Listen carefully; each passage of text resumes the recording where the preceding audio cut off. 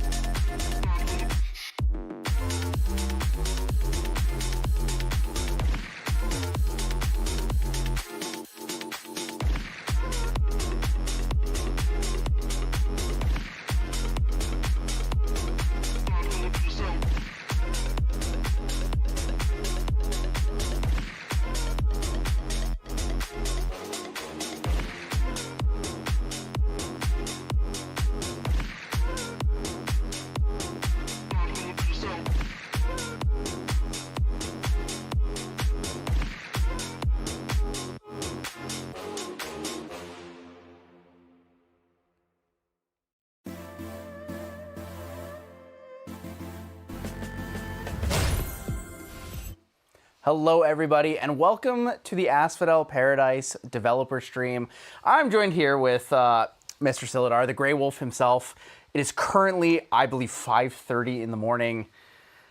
Yep. Little cooked here, but big shout out and welcome to all of the, I guess our European viewers, because usually we stream a little later in the night for them, so it's tough to get there. And the SEA viewers, for sure.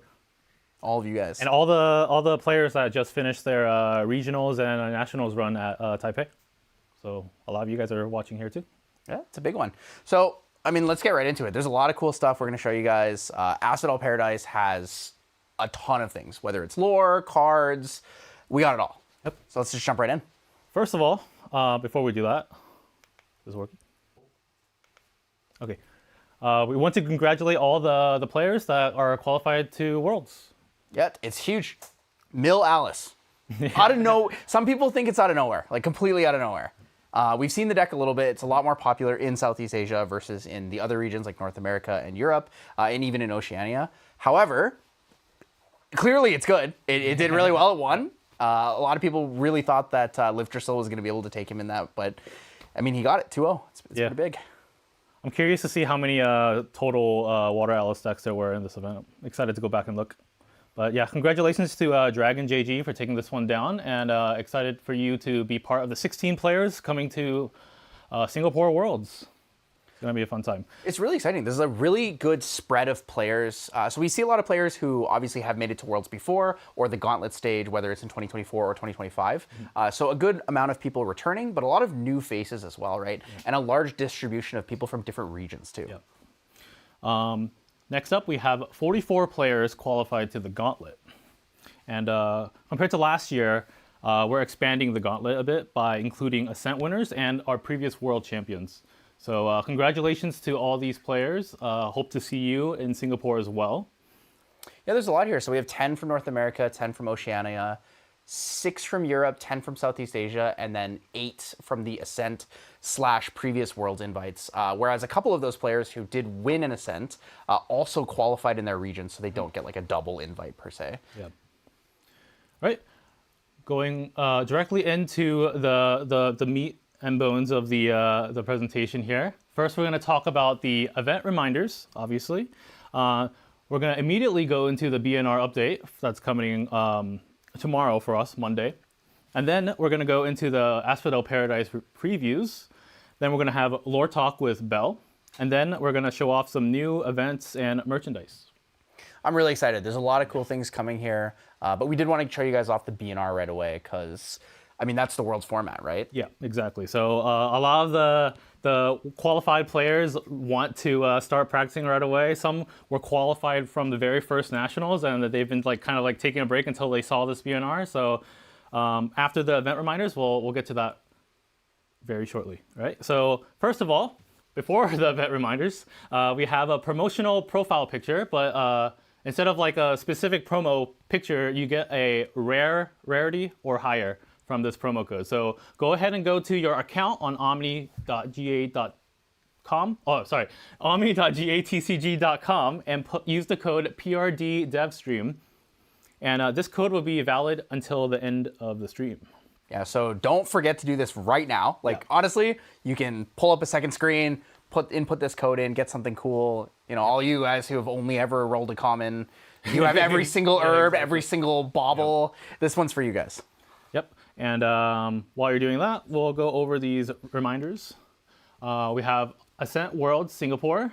It's going to start with a day 0 on August 14th, and then day 1 and 2 are 15th and 16th. That's going to be a 3v3 standard event, but there's going to be a lot of side events going on, a lot of Pantheon, a bunch of extra stuff like Stamp Rally and stuff like that. So we're excited to see you all there. It's going to be our biggest event to date. We're expecting around 1,000 to 1,100 players.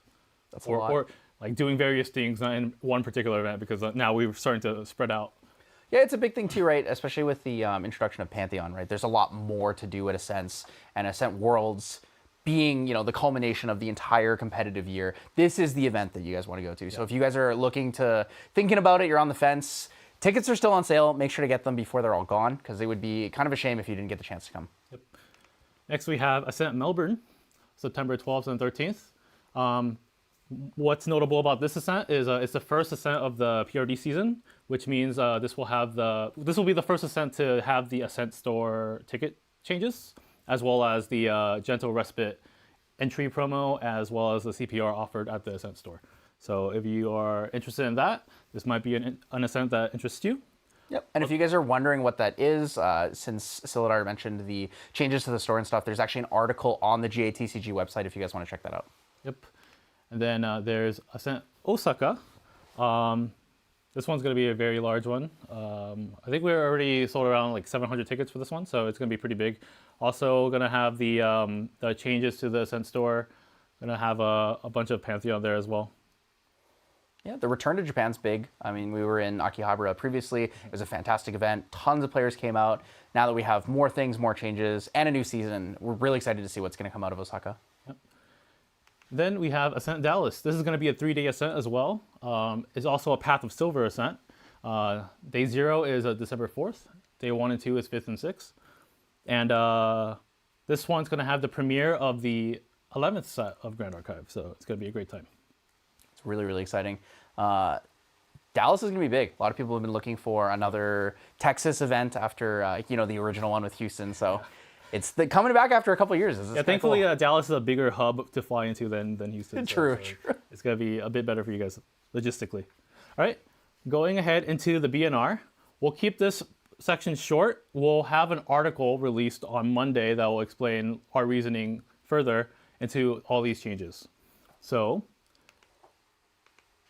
we're putting Ranger Strides in Category 3. We feel like the aggro diversity is good enough, so we are going to tune down the aggro archetype by banning Ranger Strides. It's going to force a lot of Worlds players to adjust because some players qualify to either the Gauntlet or Worlds with that deck. They either have to re-optimize their deck if they want to keep playing it or find a new deck completely. And we're excited to see how our top players adapt in the next month. It's always interesting to see cards move into Category 3. It really changes the way that... Sometimes it really, really shifts the way that things are done. But in previous metas, we've also seen people are able to adapt the decks that already exist, removing these and just adding in something else that adds either consistency or a different flair to the deck. Yeah, for sure. Category 2 has no new additions besides moving like Rager Strides up to Category 3. So nothing new added to Category 2, and nothing new to Category, no changes at all to Category 1. What we do have a change to is the Proxia's Vault. So the first change we're doing to Proxia's Vault is a change to Clarent Reimagined. So Lorraine has been doing a bit too well into spell-based decks, so we're giving it a nerf. This nerf is going to make it so that her the Clarent's activated ability will only prevent 1 damage for the rest of the turn, instead of 2 damage every time you activate it. It's still pretty effective against a lot of the strategies out there, right? So Razor Gale, it's still good against, but it kind of gives more room to things like Fractals, with the Burst Asunder dealing 2 damage instead of it fully being negated by 1 durability removal. Yeah, you'll have to expend more. Yeah, exactly. You have to use 2, and then the next time you can only remove 1, and then unless you add some durability counters to it somehow. Yep. And then we are also changing Reciprocity, Doramigia's Call. You're nerfing Tony? No, we're actually giving this it's primarily a buff, but it's actually a rework. So there's a lot of things different on this new version of Reciprocity. The first thing you'll notice is that it's a 0 cost. The second thing you'll notice, it has 2 durability instead of 3. And then the activation requirement is very different now. Instead of needing to control 2 or more domains to be able to activate it, you just need to pay 6 reserve. And that cost is reduced by 3 for for every domain non-token domain you control. And then its activated ability no longer requires you to remove a durability counter, and you need to be level 2+, and then you can negate up to 1 target upkeep trigger, and then summon an automaton drone token. So with the previous design, people felt really bad using it to swing, which was one of the reasons we made it a weapon in the first place. We want people to swing with it, especially with Tenoris' level 2. So because you had to remove a durability counter, you wanted to save the durability counter to make the tokens instead of swinging with it. By separating the effect, lowering the durability, and then making it easier to activate, and now you can freely swing with it and keep it at 1 durability and keep making tokens forever. But in exchange, we made it cost 0, which makes it easier to interact with as well. True, I guess, because then you can use like Reduce to Ash and stuff like that. Anything that targets 0 memory cost. I think the big thing here is that you just get the best of both worlds, right? You still get the activate from your material deck, which is one of kind of the more like efficient ways to use cards in the game, is to not have to hard materialize them, but to be able to activate them from your material deck. But you also get to keep all of the previous effects of it. Yeah. So, I mean, fantastic change. Yeah, another thing to note is that it's non-token domain now. You can't just like wait until you're level 3 and then your Tenoris level 3 summons 2 obelisks. Oh, the Genesis. So you actually need to want to have like domain cards in your deck to be able to take advantage of this better than just paying 6 for it all the time, which you can do as well if you want. Yeah, right. Solid change to Tony. Yeah, and then we have 1 new card adding to Proxia's Vault, and that is Endura Reimagined for Rai. Dude, they buffed all the dudes. Yeah. All right, so in line with Clarent Reimagined, this is a card that references one of the cards we released in the very first set of the game, Dawn of Ashes. This one's for Rai. It's a 0-cost Regalia item, Mage Scepter, with 2 Rai bonuses. On enter, you may banish a card named Endura Scepter of Ignition from your material deck, and if you do, you have to put 2 Enlighten counters on your champion. And then you can remove 3 Enlighten counters from your champion and rest Endura. And as a spell, deal 2 damage to up to 1 target unit and draw a card.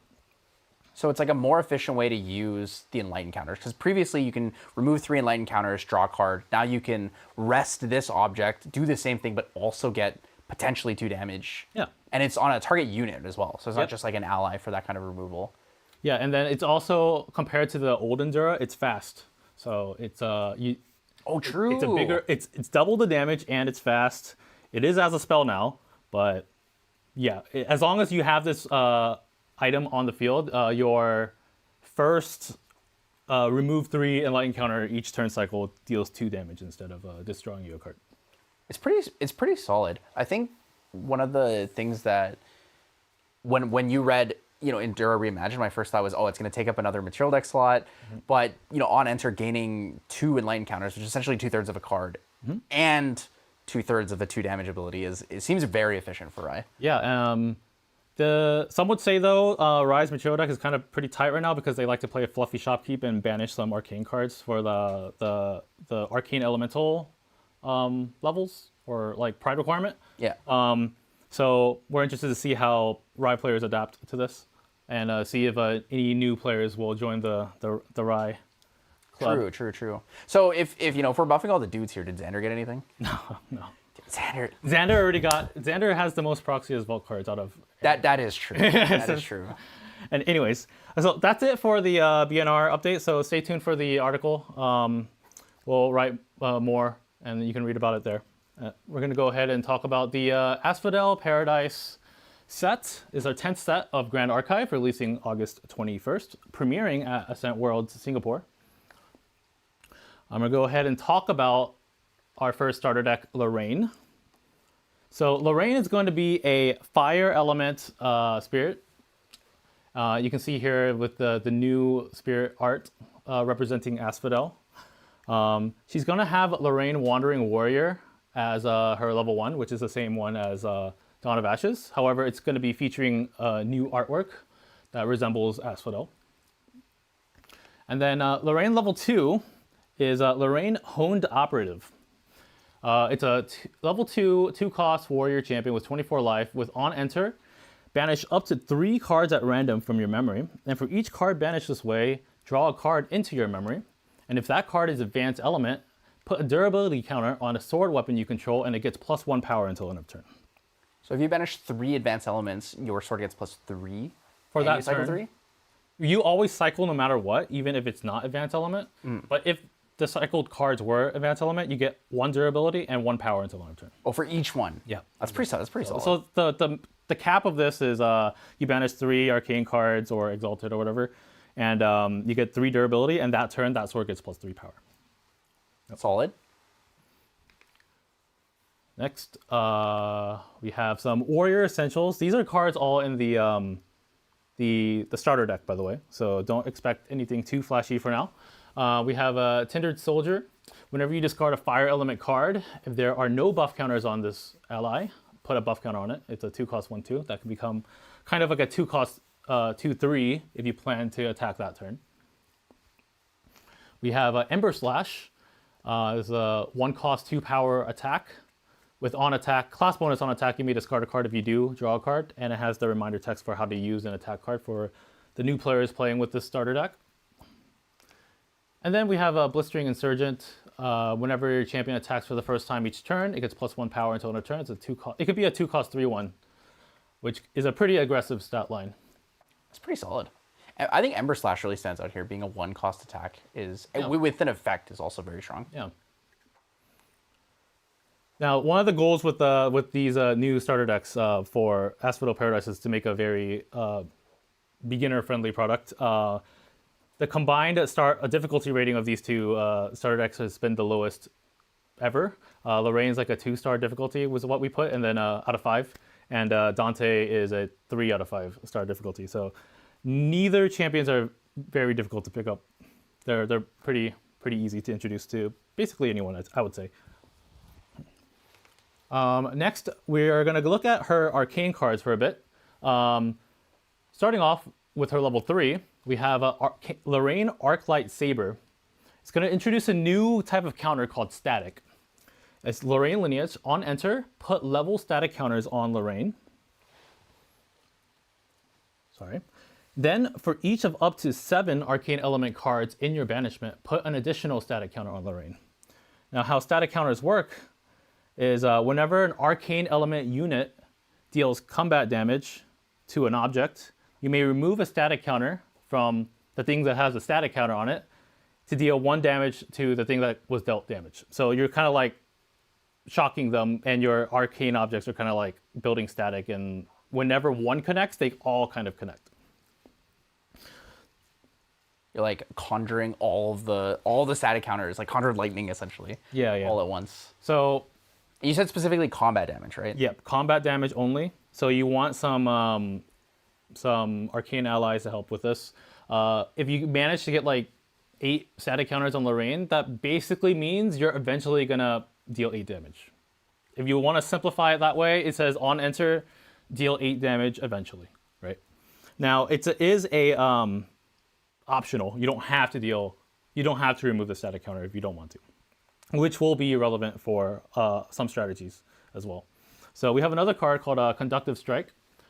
Conductive Strike gets plus X power, where X is the amount of objects you control with 1 or more static counters on them. And then when you hit something with it, you may pay 2, and if you do, put a static counter on each arcane element object you control, and that includes your champion, because Lorraine is going to be arcane. That's pretty solid. And then we have a Rumble Coordinator. This is a 3-cost 2/4 Vigor with it gets plus 1 power for each static counter on it. And on death, if there were 1 or more static counters on Rumble Coordinator, you draw a card to your memory. So this is kind of like, it can be really explosive in a sense too, right? Because it's every time an arcane unit deals combat damage. So if you have like 4 arcane units out, but you have 4 counters on everyone, you could technically use all of them in the same turn if you deal combat damage. So say you level up to Lorraine level 3, you put like 7 static counters on her, and then you play like 2 arcane allies that turn. If Lorraine connects, she can remove 1 counter off herself, and then maybe 1 from the allies if they enter with any, and then same with the allies you just played. So they're kind of like giving a pseudo anthem effect to everyone else, right? Now, do keep in mind that the static damage is non-combat, so something like a Safeguard Amulet would like effectively prevent it. However, you get to choose when you remove the counter. So if they decide to pop like a Safeguard Amulet, you can just choose not to. It's not like resolution of the on hit. Yeah, exactly. All right, next we have some more examples of the static counter. Oh. So this one is covering linked synergies. Oh, I lost my... Okay. So this is a Fulminator Rising Storm. It's a 0-cost Regalia weapon, arcane. Warrior Veltec Sword. It has a Lorraine bonus that it enters with level -2 static counters on it. So most of the time, this is going to enter with 1 static counter on it. However, you can augment your level by using like something like an arcane sight. And this looks like the weapon in her art? Yeah. Yeah, this is her weapon in her level 3 art. Yep. We also have Jovian Hilt X Ultra, which is you can think of it as like a upgrade for her weapon. So it's a sword weapon link. And if you don't know how links work, is you basically attach it to the object type that it wants you to link to. So in this instance, it's a sword weapon. And then on enter, put a durability counter on the linked weapon. And if that weapon has 1 or more static counters on it, you put 2 static counters on this hilt, basically. And the linked weapon also gets +2 power. It's a 1-cost Regalia. We also have this ally. How do you say that? How do you say that? Fulgurite Coordinator? Okay. Sorry, my eyes are really bad at 6 a.m., guys. Fulgurite Coordinator. Enters with a field with a static counter on it. It's a 1-cost 2/2. But it has a ability that you can activate from your graveyard. You can pay 1 and banish it from your graveyard and put a static counter on target arcane element object you control and each object linked to it. So the goal with this strategy is you want to have an object with multiple links to it, and then your payoff is that you can charge them all up at the same time with static. And then when you connect with an ally, with an arcane element, you can remove all those static at the same time and deal a lot of damage at once. Can static counters go on non-arcane objects? They can very rarely, but most of the time it's just arcane objects. Yep. That's pretty cool. Now, rounding off the starter deck, we have some utility and reactions. So we have a reprint of Deflecting Edge. We have a Forging Heat. This one's kind of like a tempered steel, but it gets steel. power? Yeah, it's a 2-cost instead of 1. But you put a durability counter on a weapon, and then you also gets +1 power until end of turn, and it has floating memory. And then we have it's like a combination of like Honed by Fire and Tempered Steel. Then we have Arrest Lightning.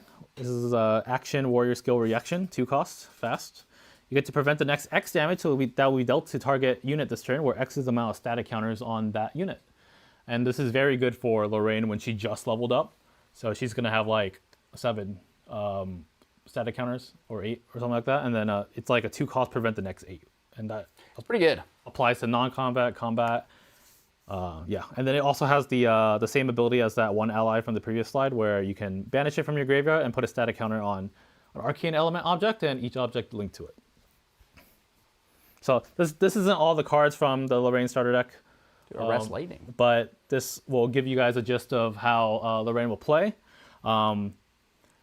I do imagine that a lot of players will be using both level 2 Lorraines because of the versatility of the situation of the level 2 Blade Master. But if you're going to go level 3 Lorraine, the arcane one, you might want to have more arcane cards in your banishment, which this new level 2 Lorraine is going to help with a lot. All right. Also, with the release of the starter decks in Asphodel Paradise, we're changing the CSR that you can find. Instead of the champion card, you are able to get one of the action cards that features your champion. And for Lorraine, it's a CR version of Arrest Lightning. T-Blends. T-Blends. Yeah. This card is gorgeous. The art is really, really, really nice. I'm curious who the character in the back is. All right, and then for the champion levels themselves, those can be found in the main set. So this is what Lorraine level 1 looks like. It's only found as a CSR, so not conflicting a bit too much with the CUR found in the first edition. There is the Lorraine level 2 CSR found in the main set as well, and now for the first time the level 3 CSR is found in the main set with a starter deck from a starter deck product release.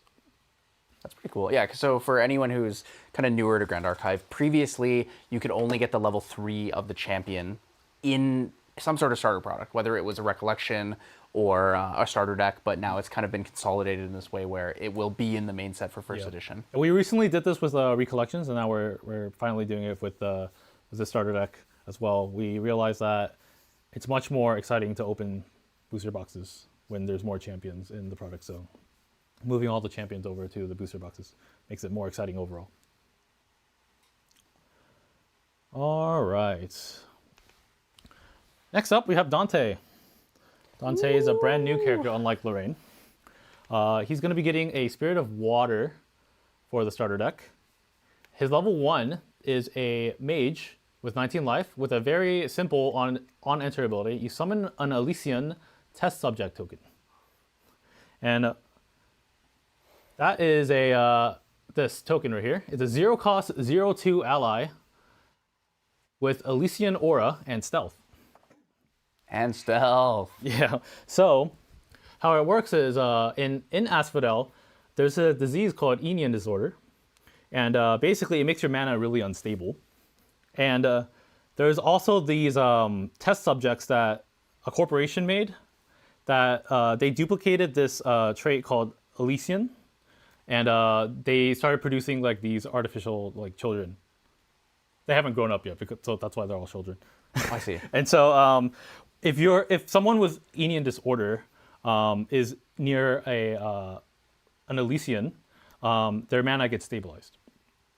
So Dante has Enian disorder, and on his journey he finds an Elysian test subject, and Elysian test subject has Elysian Aura, which means as long as you control an object with Elysian Aura, Enian spell cards you activate and resolve, resolve as if your champion got +2 level. However, it does not stack with you owning multiple objects with Elysian Aura. But it does stack with effects that gives you levels, whether that's empower or like raw levels from other effects. Yeah, you can empower your spells even more on top of Elysian Aura.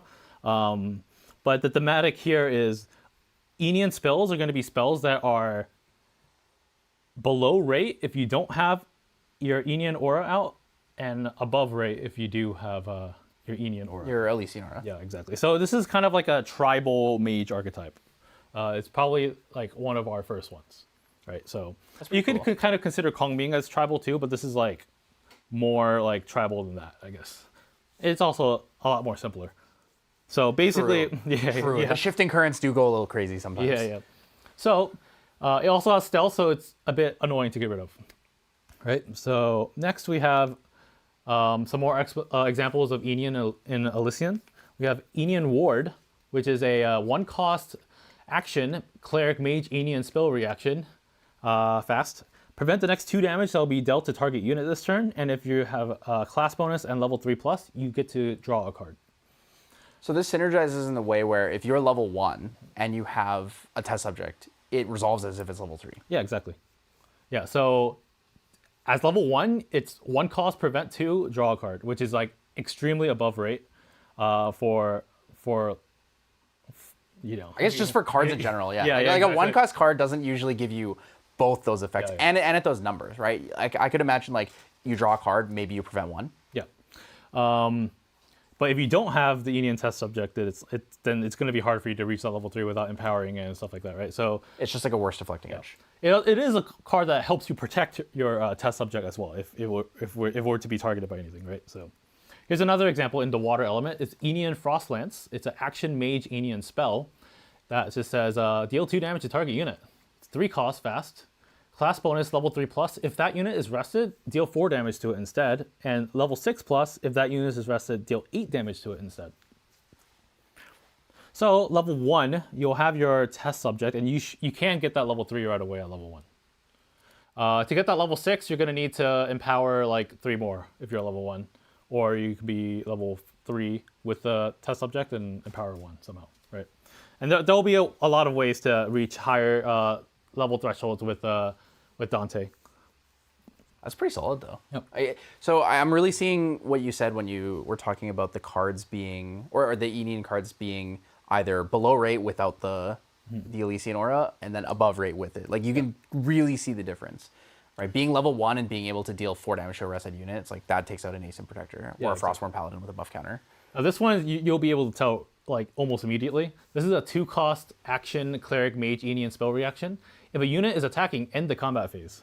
So for most classes, this is already on par as Song of Frost, which is a very common card played right now. However, if you have class bonus and level 4+, you get to draw a card into your memory. So this is a neutral Song of Frost if you are level 2 Dante with a Elysian aura object on the field. Yep. Fractal of Mana stonks. If you lose your Elysian aura object, you can make more. You have the Epicurean Institute. It's a 1-cost domain cleric siegeable laboratory. It has 3 durability, and if you don't know, siegeable, how it works is their opponent can attack it, and then you remove durability counters, and it can be destroyed, basically. At the beginning of your recollection phase, you're going to sacrifice it, and if you do, you draw a card. Or you sacrifice it and draw a card. When it's destroyed, whether it's by your opponent destroying it or when you sacrifice it, you will always summon an Elysian test subject token. So if they don't destroy it, you get to draw a card. If they do destroy it, you save some life and you still make your token regardless. Next we have a regalia called Gencode Womb. It's a regalia item mage artifact with Dante bonus. You can pay 3 and banish it. If you don't control an Elysian object, summon an Elysian test subject token. But if you do control one, you otherwise draw a card into your memory. It was almost backup charger. Almost backup charger. And then we have level 2 Dante, Aenion Initiate. We have Dante Lineage with 22 life. On enter, scavenge 10 for an Aenion spell card. It's one of the simplest level 2s we have. It's pretty good. Yeah. You know, one of the biggest problems for level 2s was that a lot of them don't have an effect that either fixes your hand or like helps you progress into the level 3 game state. But essentially having any level 2 that says either draw a card or add a card to hand or dig for whatever is really solid, right? For this we have scavenge. For the Lorraine we have the banish up to 3 cards. Mm-hmm. So being able to do this, because people talked about, right, when CL came out in DTR, like that was the really good, wow, this lineage level 2 is really solid. And we're seeing that more and more with other champions now, which is great. Yeah. And you know, we have some champions that are able to draw 2 cards at level 2, like Tristan and like Sylvie, but they have to really work for it. Sometimes you're only drawing 1, sometimes you're not drawing at all because you're in a bad position. I think some players will like the consistency of like drawing one card basically almost all the time unless you get really unlucky, which can happen. But also that Enian spell card is like probably one of the better cards in your deck if you're building around this tribal mage strategy. All right, so we have some basic mage essentials here. We have a reprint of heightened spellcraft. So this is a way to get that Enian Frostlance to get to the level 6 at just level 1. You can deal 8 damage to a rested unit while you're level 1, which can be pretty big. We have a Magus Initiate. It's an on enter and power 2 with on death draw card. It's a 2-cost 1/1. That's pretty good. Yeah. And then we have a Keen Tidebinder. It's a 3-cost 1/3 water ally. 2 mage class bonuses. Whenever you empower for the first time each turn, it gets +2 power until end of turn. And then it has class bonus floating memory. It's kind of cool to see that it has both sides, right? It's not just like spells with empower. It's also if you empower, this ally gains benefits. Yeah, these allies are going to help you like board control with some of the other starter decks. So we have to include. Also, it helps teach the new players like at least even if you pick mage, you're gonna have to learn how the combat system works. That's true. That's true. Yep. But these mage allies and the heightened spellcraft is useful for the Exia cards and also like the other Enian spell cards as well. So talking about Exia, we have Dante level 3. This one is a bit complicated, but not really. It has a triggered ability that says whenever an empowered spell source you control deals damage for the first time, you may recover 2. And then you have an X cost ability with resting Dante. Deal X unpreventable damage to Dante and empower X. But X needs to be between. It can't be less than 0. It can't be 0 or greater than 4. Sorry. So 1 through 4 base. You can empower 1 through 4. Yeah, exactly. So with the triggered ability saying whenever an empowered spell deals damage for the first time, that means if I played like Burst Asunder and it deals 2, 2, 2, 2, 2, I only heal for the first 2. Exactly. Okay. And this will not work for spell Fantasias because empowering is only a state that exists on the effects deck. So once like, say you empowered a Razor Gale because it is a spell card that you can empower, once it goes on the field, it's no longer empowered. So it won't trigger that. So that's the only confusing part that you kind of need to know. But the reason why it says the first time is because spells that deal multiple instances of damage won't trigger it multiple times. It will only trigger it once. It's also cool that it says whenever an empowered spell, not just like the spell needs to gain some sort of empowered benefit. So because you can empower any spell, and it'll still trigger this. Yeah, exactly. You can empower like a Nascent Blast, and then you get the benefit of returning the Nascent Blast to your memory, and you get to recover 2. It's pretty good. And the level 3 is a very easy avenue to empower the Nascent Blast, right? So yeah. So if you like X is equal to 1, for example, you take 1 damage, you Nascent Blast empowered, return it to memory, and then you recover 2.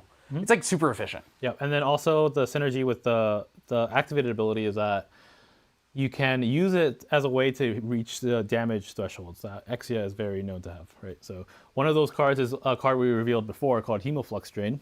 It's a class bonus damage 20 plus card, and this card costs 3 less to activate if you have 20 or more damage counters on your champion. And you get to deal level damage to target unit and then recover X where X is the amount of damage dealt.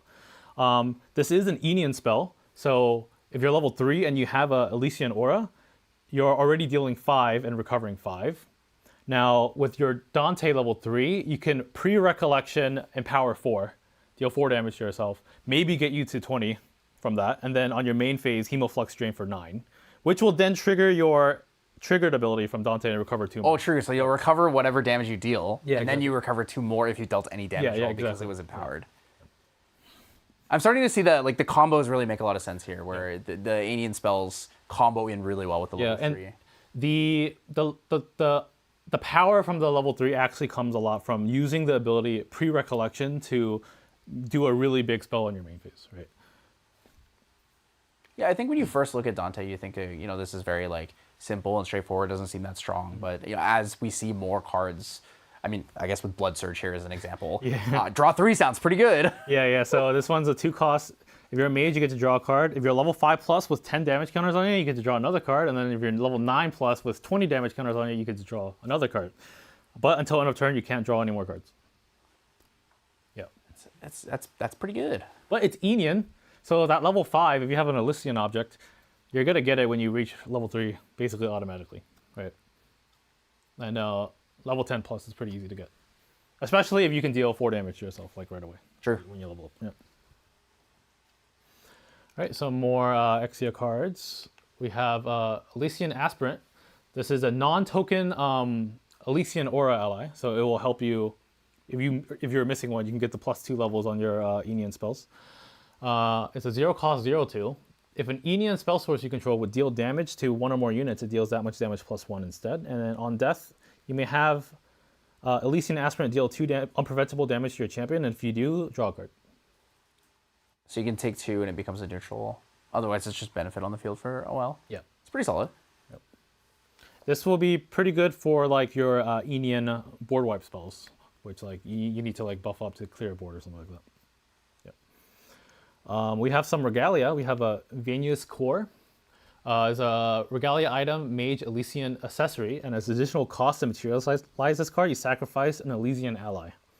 So it's kind of like you're sacrificing them and you're trapping their blood into this necklace. And you can actually see that Dante wears this necklace in his level 3 art. Oh, that is the necklace. Yeah. Okay. So so this object itself has Elysian aura. So you don't need an ally anymore, which might be more prone to being interacted with than a 1-cost Regalia. But also, while this is on a field, you get some bonus effects. You get +5 life to your champion, so Dante will be a 30 life champion. And if you manage to have 25 life damage counters on Dante, your Aenian spell cards you control can't be activations you control can't be negated. That's pretty solid. I like that the trade-off, right, is as an additional cost, sacrifice an Elysian ally, but you also regain the Elysian. Or so the thematic point of like you sacrifice this and you trap them is actually quite cool. Yeah. Then we also have a very cool another Regalia that increases Dante's life stat, Crimson Vein. This is a Regalia item, Cleric Mage artifact with class bonus. It enters the field with 3 blood counters on it if you're a Cleric or a Mage. Whenever you recover, you put a blood counter on it, and then when your champion gets +X life, where X is the amount of blood counters on it. So immediately when it comes out, Dante's going to get +3 life, making him the same life stat as a warrior. And then every time you recover, regardless if it's like 1 or 10, each time you recover, you get +1 more, like max life, basically. You basically you essentially +1 every recover. Yeah, exactly. And if you play that Hemoflux Drain, where it recovers based on the damage dealt, and then it triggers your Dante's level 3 Empower spell damage trigger. Oh, you get 2. You get 2 stacks of the blood counters, right? So this will give you a lot of solid life. We've seen games where this goes to like 10, 15, but it is a 0-cost Regalia, so it is pretty easy to interact with. But luckily, Exia has a lot of ways to protect Regalia these days. So True. I think it's really cool that Exia still has, people are looking at Jhin, right? Because Jhin is the Exia champion that we have in the game right now. And they're like, well, Jhin has immortality, right? So he's able to take a lot of damage. He also has the Berserker's Plate, which gives him more life. When we look at Exia Mage, I think a lot of people were worried that they wouldn't have ways to survive a lot of the Exia concepts. So seeing that there are things that can scale throughout the game to give you more maximum life, but also things that just give you a flat amount is very reassuring for the concept of Exia Mage. Yeah, for sure. And now we have some utility and reactions that you'll find in the starter deck. We have Frostbind, reprinted Frostbind. This is the art featuring Asphodel. We also have Memory Invocation, which is a new generic water card. Might be similar to a card in the ban list. It's a 3-cost fast. As an additional cost to activate this card, banish a card with floating memory from your graveyard, and then you get to draw 2 cards. This might be better than that card. Sometimes. Almost. Sometimes. That's true. It said it's class locked, or no, it's not class locked. It's element locked. Sorry. It is element. I think it's fine. Oh. It's very thematic to water.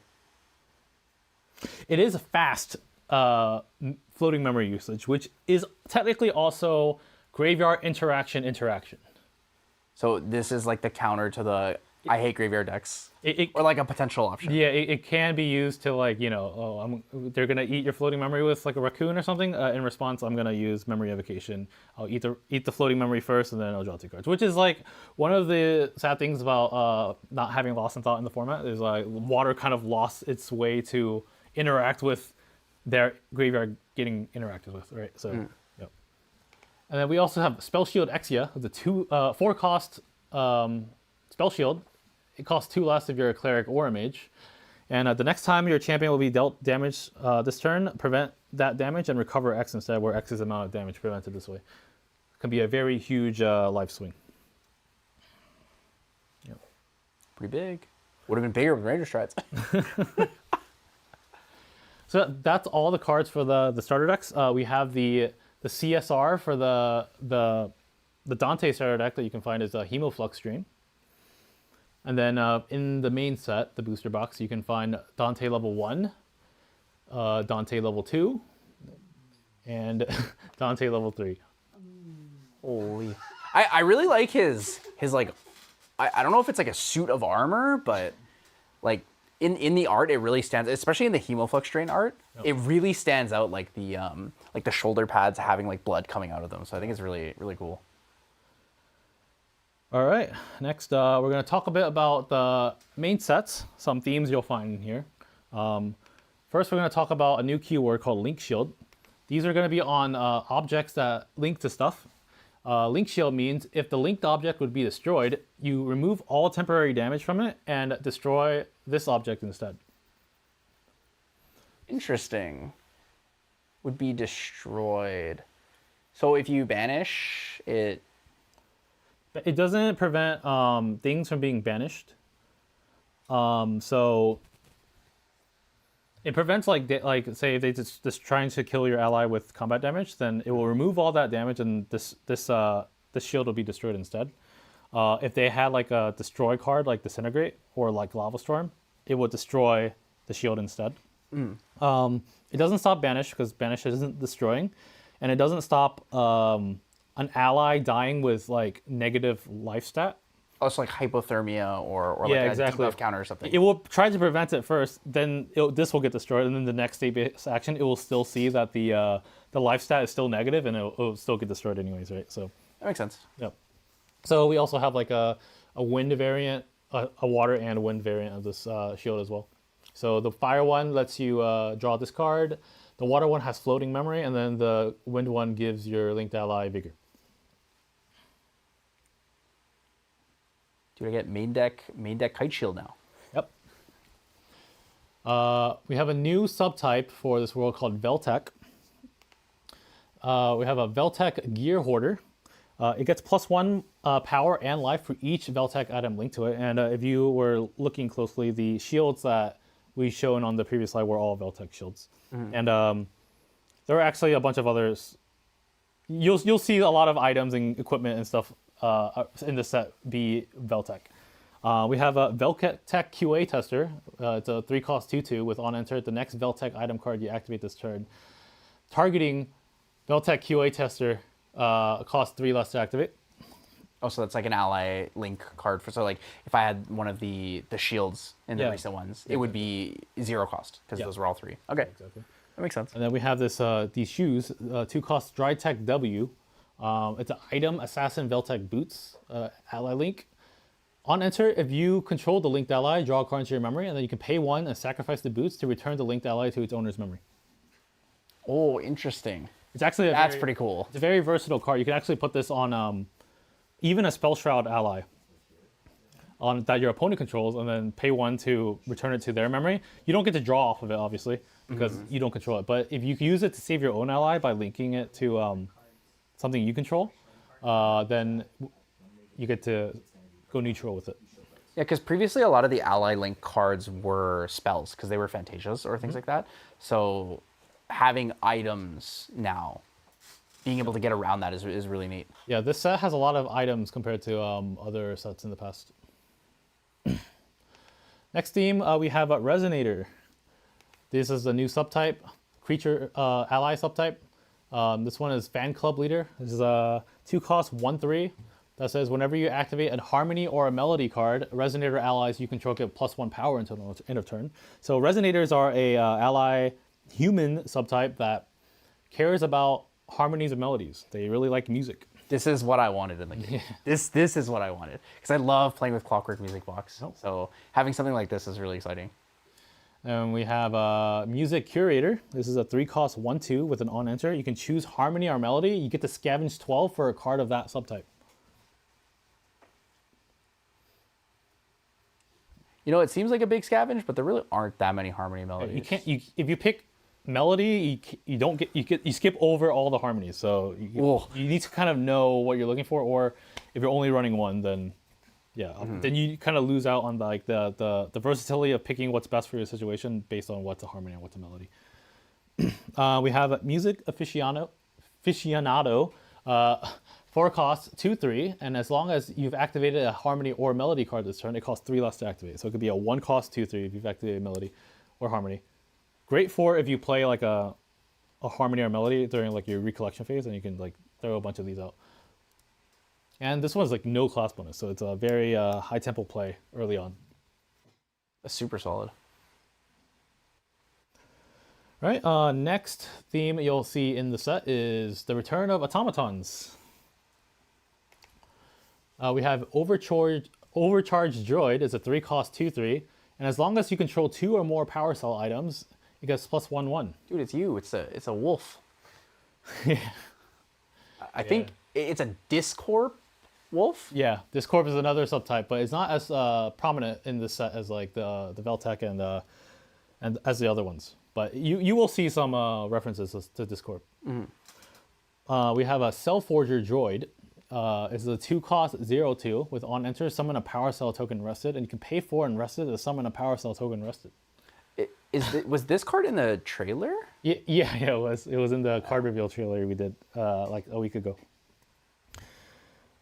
This card is very scary in draft because persistent value with power cells is very scary.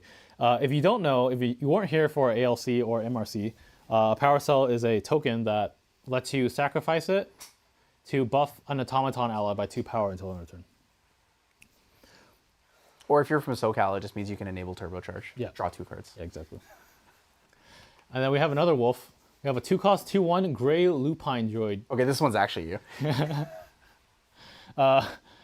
It's an ally tamer Discord automaton wolf with true sight and class bonus on enter for tamer. You may sacrifice a power cell, and if you do, put a buff counter on Gray Lupine Droid and then draw a card into your memory. And draw a card in memory. That's pretty good. Yeah, seeing a lot more of the automaton and power cell support usage, I think, is really cool. A lot of people were really hoping there'd be more automatons in Radiant Origins as the capstone set, but seeing them come out in the next set here with Asphodel Paradise is really cool. Now, one of the keywords we teased in the card teaser that we released was Cascade, and some people were still confused on what that meant, so I can go over that right now. So a handful of cards in Asphodel Paradise will have this new keyword.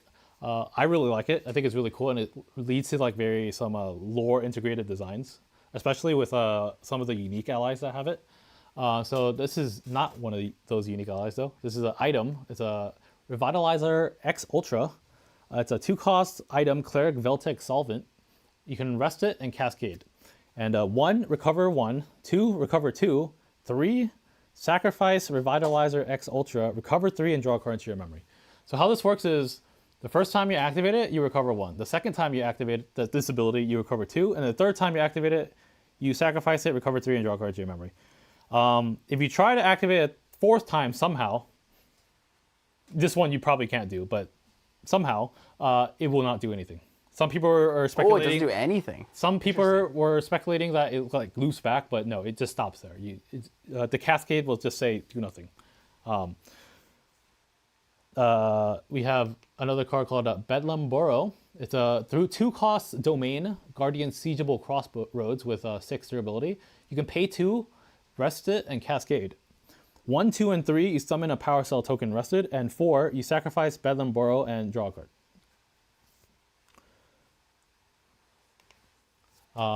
We have a 2-cost Waterfall Sage, is a Cleric Mage Human with class bonus 1/3 on attack. This is showing how it doesn't need to be tied to an activated ability. It can be tied to a triggered ability as well. So on attack, Cascade. The first time you trigger this on attack, you empower 1. The second time, you empower 2. The third time, that attack gets +3 power. Right. Solid.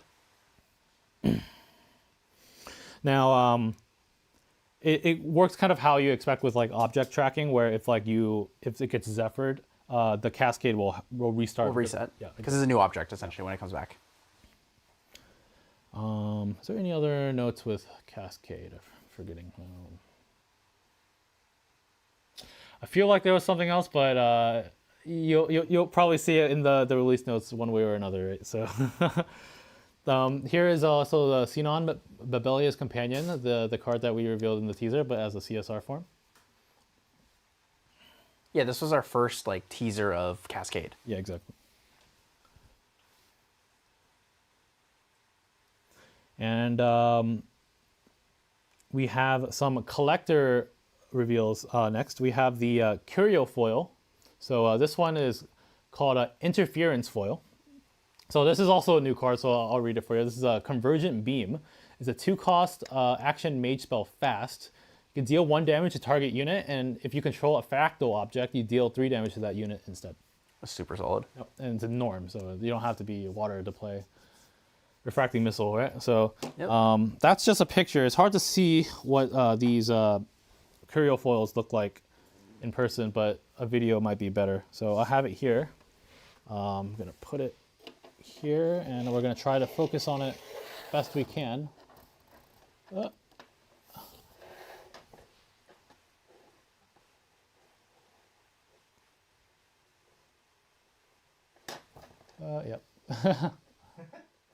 And then we also have how it'll look like if it was like a different element card. So this is a fire element card.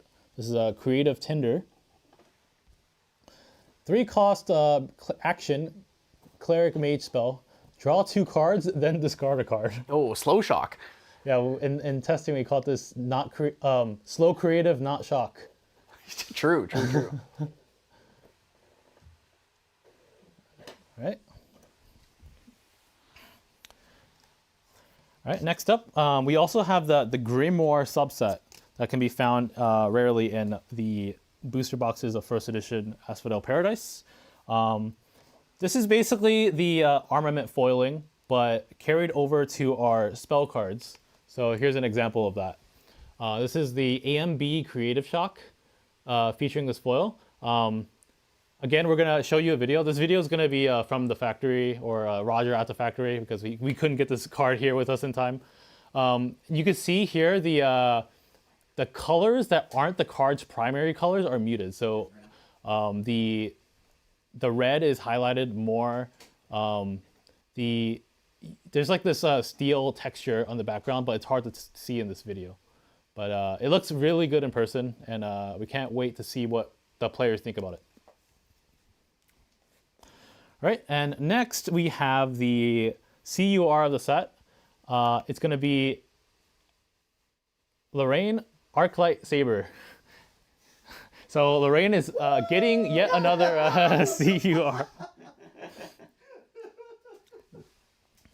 So yeah, this will be found on first edition Asphodel Paradise booster boxes as well. It's going to be 1 out of 72 like normal. Yeah. And then final announcements for Asphodel Paradise. This set is going to be draftable. And so every case comes with 8 draft packs. The only difference with this, the differences, actually there's 2 differences with this draft, is that you would need to draft 4 packs instead of 3, because each pack does come with 12 cards instead of 15.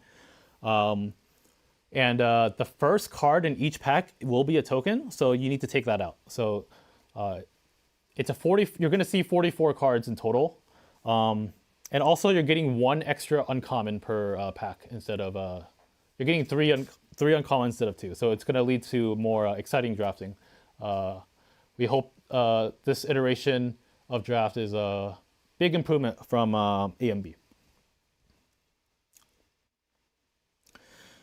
And then lastly, we have some boons. We have 15 boons we're revealing, or that are in the set, but we're only going to reveal 3 of them today. We have a Lesser Boon of Provocation.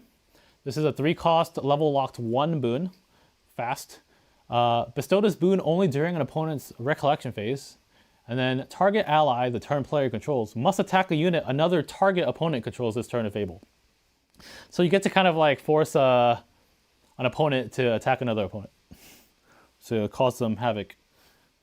We have a Lesser Boon of Nourishment. As a 4-cost Lesser Boon, as you gain this boon, you get to scavenge 13 for a kitchen or a food card. So if you really want to cook something, this is the boon for you. You get to pay 2 and target opponent gains control of target food item you control. And if they do, you draw a card into your memory. Activate this ability only at slow speed. So you get to cook stuff and then you get to feed your friends. And then we also have a Greater Boon of Rosen. This is a boon that already has a Lesser Boon. This is a 3-cost Greater Boon with Fast. As an additional cost to bestow this boon, you have to sacrifice 2 Power Cell items, and whenever an automaton ally you control dies, you summon a Power Cell token.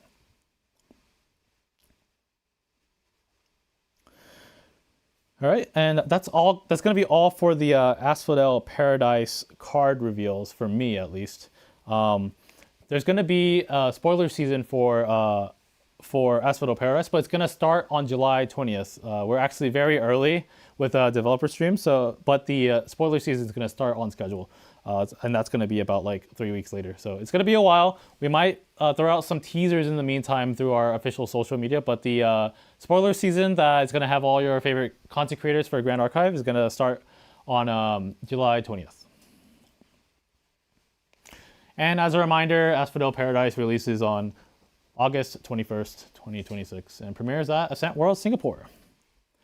Now, if you have any questions you want to ask, and I'll be back on later to answer, please scan this QR code, and we'll also have a link to the form posted as well.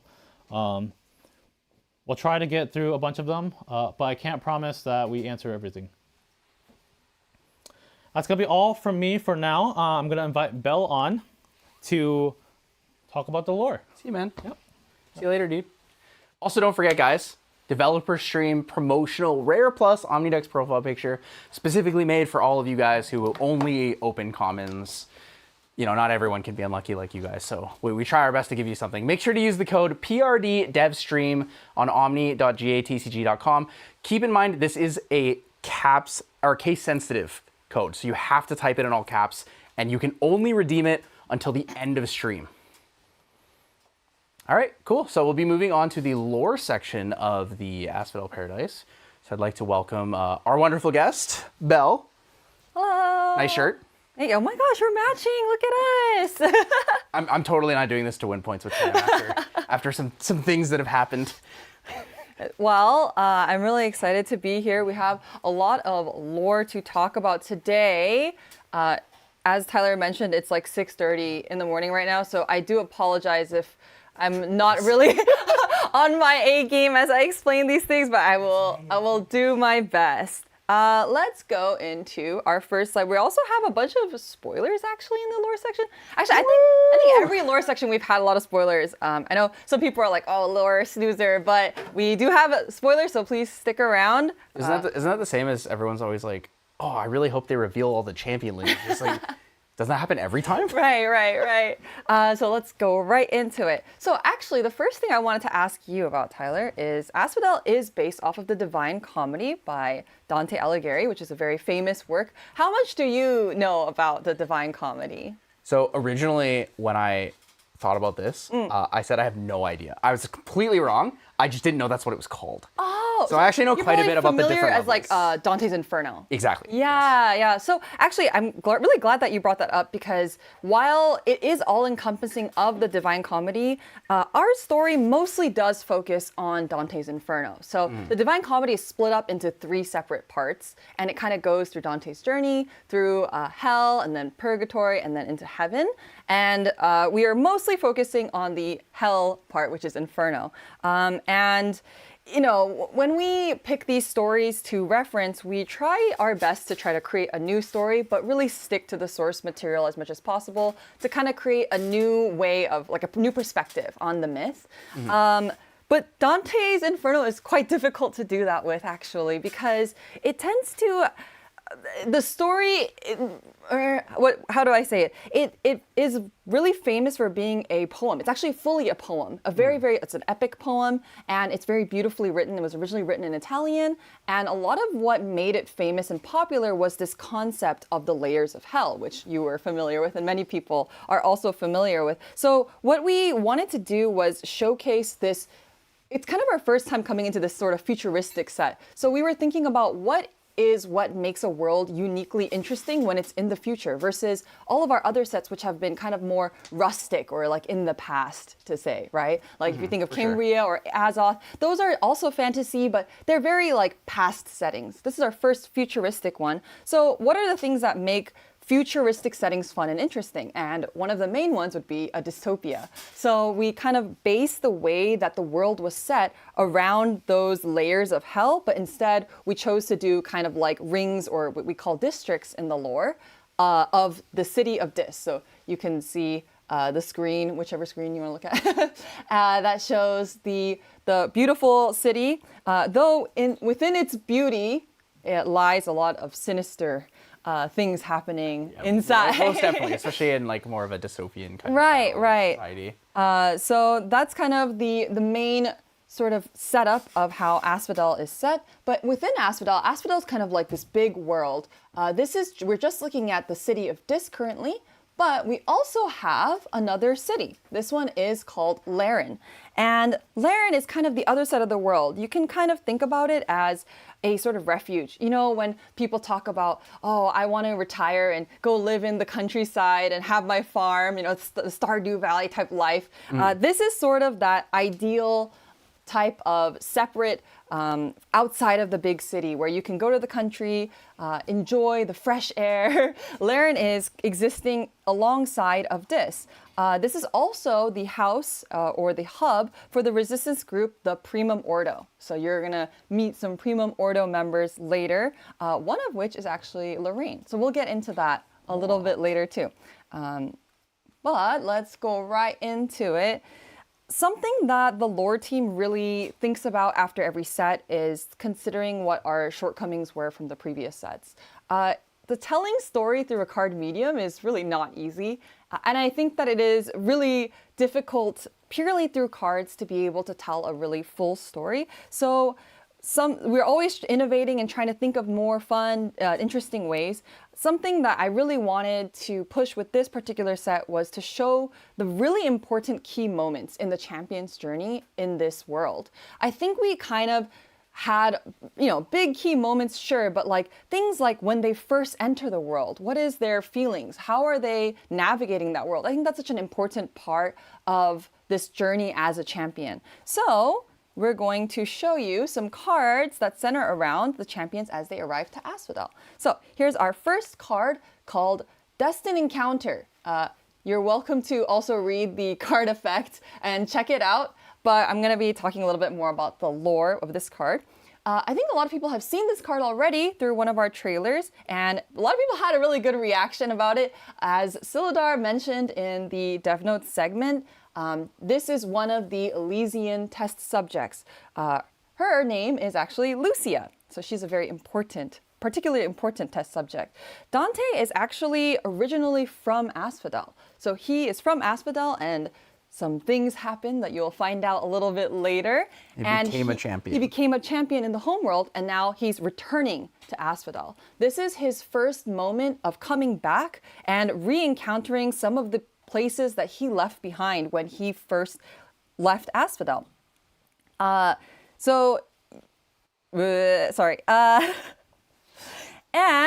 Lucia, this Elysian character, becomes sort of a grounding force for his journey and his return journey to Asphodel too. That's Dante's introduction into Asphodel. And then we have Lorraine's introduction. This is Welcome Merriment. As you can see, the background is not quite dark and dreary like the city of Dis was, so you can imagine that this is Laren. Lorraine starts in Laren, and at Laren I think the idea that we really wanted to give here was that Laren is a really warm and welcoming town. She arrives and is like quickly swept up into a dance that's just like really fun. Doesn't matter if you're a stranger, you know, everyone's home at Laren type of thing. Obviously, Laren has their own issues and problems that she's going to soon learn, but it is a place where they can be free of the shackles that Dis is dealing with on the other side. So they do use their own technologies. Actually, it's what Sylidar mentioned earlier. So Veltech is the primary technology used in Laren, whereas Discorp is the primary technology used in the city of Dis. So hopefully the lore will kind of go into that a little bit more, but you can imagine, and I think some people saw the flavor text, they're kind of competing tech companies. Makes a lot of sense. Because when I think about like all the lore stuff and kind of the way you've been implementing them in different mediums, right? When we look at PTM, for example, you have the storybook set with the Brilliant Vestige recollection, and now it's kind of going into more of a full introduction from start to finish. Whereas before it was, we followed, you know, with Merlin, it was we followed this character's story or this champion's story.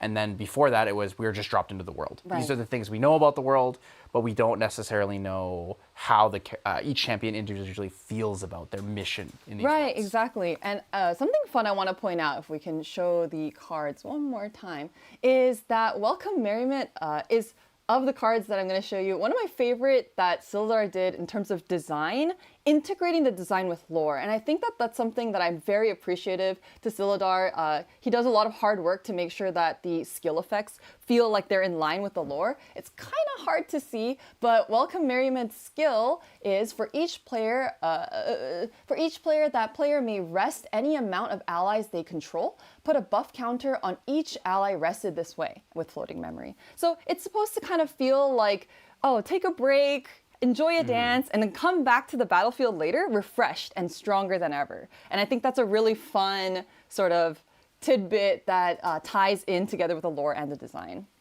And it's something that I'm very proud to say that I think Grand Archive does very well. But wait, there is room for one more. More spoilers. What could it be? Do you know what that means? It means actually that there was one more champion that was sent to Asphodel by the Grand Archive. And some people may have noticed her in another card that Syl presented earlier, but here we have Casella. This card is called the Symphonia of Hope. Casella arrived to Asphodel along with Dante and Lorraine. She arrives in the city of Dis, much like Dante. So Dante's in Dis, Lorraine's in Laren, and Casella's also in Dis, but in a different district. Within Dis, there is a severe poverty issue, and there's also a lack of trust between its citizens. But what Casella does in this image, if you can, I know it's a little bit difficult to see, but you can see she has a bright and bubbly energy that helps bring people together. So here she's helping clean the streets. She's using a broom, but she's kind of using it as a makeshift mic to sort of cheer the people up around her, but also instill a sense of community amongst the people around her as well. And she looks like the character that was in Arrest Lightning? Yeah, that's correct. That's it. So you guys can go back, and that's the one that has a CSR version as well in the starter decks. Yeah, beautiful card. Yeah, beautiful awesome card. It's a really, I'm really excited to see all those cards for sure. So also, I think it's kind of funny that all of these cards happen to be wind, just kind of ironically that. True. But I think it's such a symbolic wind because wind feels like a new beginning, right? So I think has a really fun tie-in there. So continuing the idea of highlighting the champions and following them on their journeys, I wanted to also depict another key moment for them, and this is going to be their turning points in the story. So what is their biggest conflict, or what is it that they're trying to resolve? Of course, they're trying to save the world too, but as you're meeting other people in this world, as you're creating new connections, there's inevitably going to be new difficulties and hurdles along the way. The first card here is Dante's. It is Demon's Bargain. So while Dante may not be in this art, this is a really crucial turning point for Dante. Here you can see Beatrice, which many people are now quite familiar with our new character, the Elysian Lucia. Lucia has been helping Dante, as Syl mentioned in the dev notes. The Aenian disorder causes them to have a hard time controlling their mana, and the Elysian bloodline allows them to help control it. So here, Lucia is actually asking Beatrice for help. Dante has reached a point where her Elysian powers is not enough to help him, and she needs someone who understands it better. So she goes, who better to understand it than the doctor, who's been researching this herself? Beatrice. So she's asking Beatrice to help, and Beatrice says, I will help Dante, but in exchange, you have to come back to me. Because remember, she was in that pod, and Dante rescued her out of the pod. True. So, trade offer.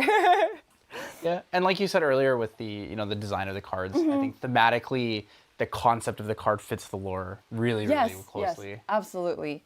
And huge props to Sylidar for doing that. I'm sure it's not an easy task. I usually give him a little prompt and he doesn't have much to go off of. So it's really awesome that it all comes together like this. And to me, this is such an important moment for Dante, even though he's not in the card himself, because a lot of his inner conflict comes from the feeling of like needing to rely on somebody else and relying on the people around him. And if you read the lore article, which Tyler, have you read the lore article? I read one of the lore articles. Did you read the Dante one? I read the first half of the Dante one. Okay, well, that's your homework for my homework. Yes. But if you've read the Dante 1 article, you will know that Dante also is relying on his friend Virgil in that article. And so part of his inner conflict is having to feel like he relies on everybody else, and trying to overcome this aspect by himself is something that's very important to him. And you may be wondering, why does Beatrice want Lucia? It's kind of weird. But you'll have to stay tuned to find out. To wait to see more. Who knows? What could it be? I would just guess from cards like otherworldly possessions and stuff that she's very focused on the concept of just learning all of the mysteries of whatever world she may be in. I also would like to plant the seed of what other champions have dealt with something potentially similar, and what are the types of things that maybe she's trying to accomplish with this. So that's part of your homework too. All right, next one we have Edge of Tomorrow. This one is... That's the art. It's the art. That's the one. I know this is the one that a lot of people were super, super excited about. It's also the large art on the right side of the screen here. This one I mentioned on Twitter, and I know not everybody is on, X. I know not everybody is on X.com, but I mentioned on there that the motorcyclist's name in this particular art is Picarda. She's kind of Lorraine's partner in crime, and they're both in the Primum Ordo, which is the resistance group against the city of Dis. They kind of explore together, and Picarda, her role is to show Lorraine the ropes of asphodel. Picarda is actually from the city of Dis herself, so she is able to show Lorraine around. They're scheming together on how they're going to, rebel against the city of Dis and infiltrate it. Lorraine, her sort of issue is that, well, not the issue, but her struggle is that she has a lot of regrets from her mission at Cambria. I'm sure many people are curious about what Lorraine felt about all of the things that happened in Cambria. So she obviously has a lot of regrets on it, and she's putting so much pressure on herself to make sure that she doesn't mess up again this time, because many terrible things happened in Cambria, as maybe everyone knows from the card arts. So, but I think in that, Lorraine has a sense of wisdom that the other champions who might be newer don't have. She kind of serves as sort of like a senpai or like a mentor figure or an anchor for both Dante and Casella, who are fairly new to this champion business. To being part of like the home world and such. Right. I guess it's also a cool splash that Lorraine is arcane, because when you look at like in Dawn of Ashes, Rise arcane site has that text. Lorraine, if you could see what I see. Yeah, and now she finally gets to see that site. So that's pretty cool. It comes full circle in lots of different ways. Yeah, for sure. And our last card here, we have The Weight of Looking Up. And here we have Casella featured. It's our bright and bubbly songstress, but Wait a minute, she looks so sad. This is Casella having doubts as she's about to go on tour through the various districts of Dish. She gets picked up by a agency and she's very excited to go on this amazing tour to sing to everybody and make everybody happier. But I'm sure many of us can relate to the feeling of sort of imposter syndrome or that moment of kind of getting cold feet right before a big moment. Is this really the right thing to do? Am I really qualified to be doing this thing? You know, whatever it is. Casella's woes are a little bit deeper than that, but you'll I have almost to feel more relatable in that sense. Right. It's like more than that, just surface level of doubt, and hopefully you guys will look forward to the full set where you can meet Casella and get to know her story a little bit better too. But speaking of new stories, we have a new lore article, and this More lore homework. article will, yes, more homework for Tyler. This new lore article will be available after stream. Dante 1 had been released a little while ago, so if you guys haven't checked out Dante 1, I highly suggest you check it out. Something that people don't really know actually is that the lore articles have a lot of spoilers in them. So if you're a spoiler lot. hunter, yeah, if you take a look at the lore articles, you actually will get a lot of perspective about what's going to be in the set. For example, the current lore article that just is going to be coming out after stream is called Epicurean Institute, which was a card that Syl showed earlier. And the previous lore article was called Crimson Vein, which was also a card Syl showed earlier. So you can kind of gain some little hints while reading the lore article. And there's even things like, for example, we had one of the other articles before, a lot of readers who really read through the lore knew that Underland was coming before we had even announced it, because we had sort of hinted at it in certain lines in the lore. So there's a lot to look forward to. So even if you're not a lore enjoyer, if you enjoy spoilers or if you enjoy theory crafting, please check out the lore. That is going to be on the website in the articles section. So check it out after stream. I really appreciate, and thank you everybody for all of your lovely feedback. I feel like we've gotten a lot of really nice comments and even like speculation. We're all reading them, and it makes us very excited. So thank you, and please send us more. And if you're even deeper of a lore wanter or a spoiler hunter, if you follow Mr. Grey Wolf on X, there are times where he posts tidbits that are related to the lore. Yes. For example, I think it was in MRC, there was a tidbit talking about a character that was in a previous lore article, and it was Cordelia. Right. Yeah. And also my ex as well. Sometimes True. Not to promote my ex to follow me, but more as I feel bad because sometimes I will spoil things or mention things on there, and I just don't post it anywhere else. So I'm trying my best to try to have one space that people can come to if they want to look for more information. So I tend to post updates there if you'd like to check that out. But speaking of new things, we have new lore article, we have new cards, we have something very, very special prepared for you all. Take it away, Casella.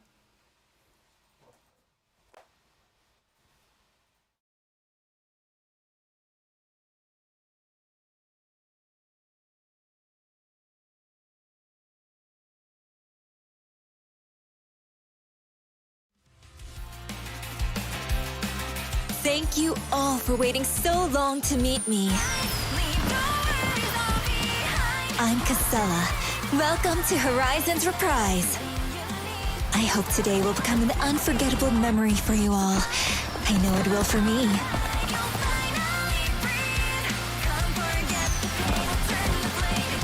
Let's get the show started. Are you ready?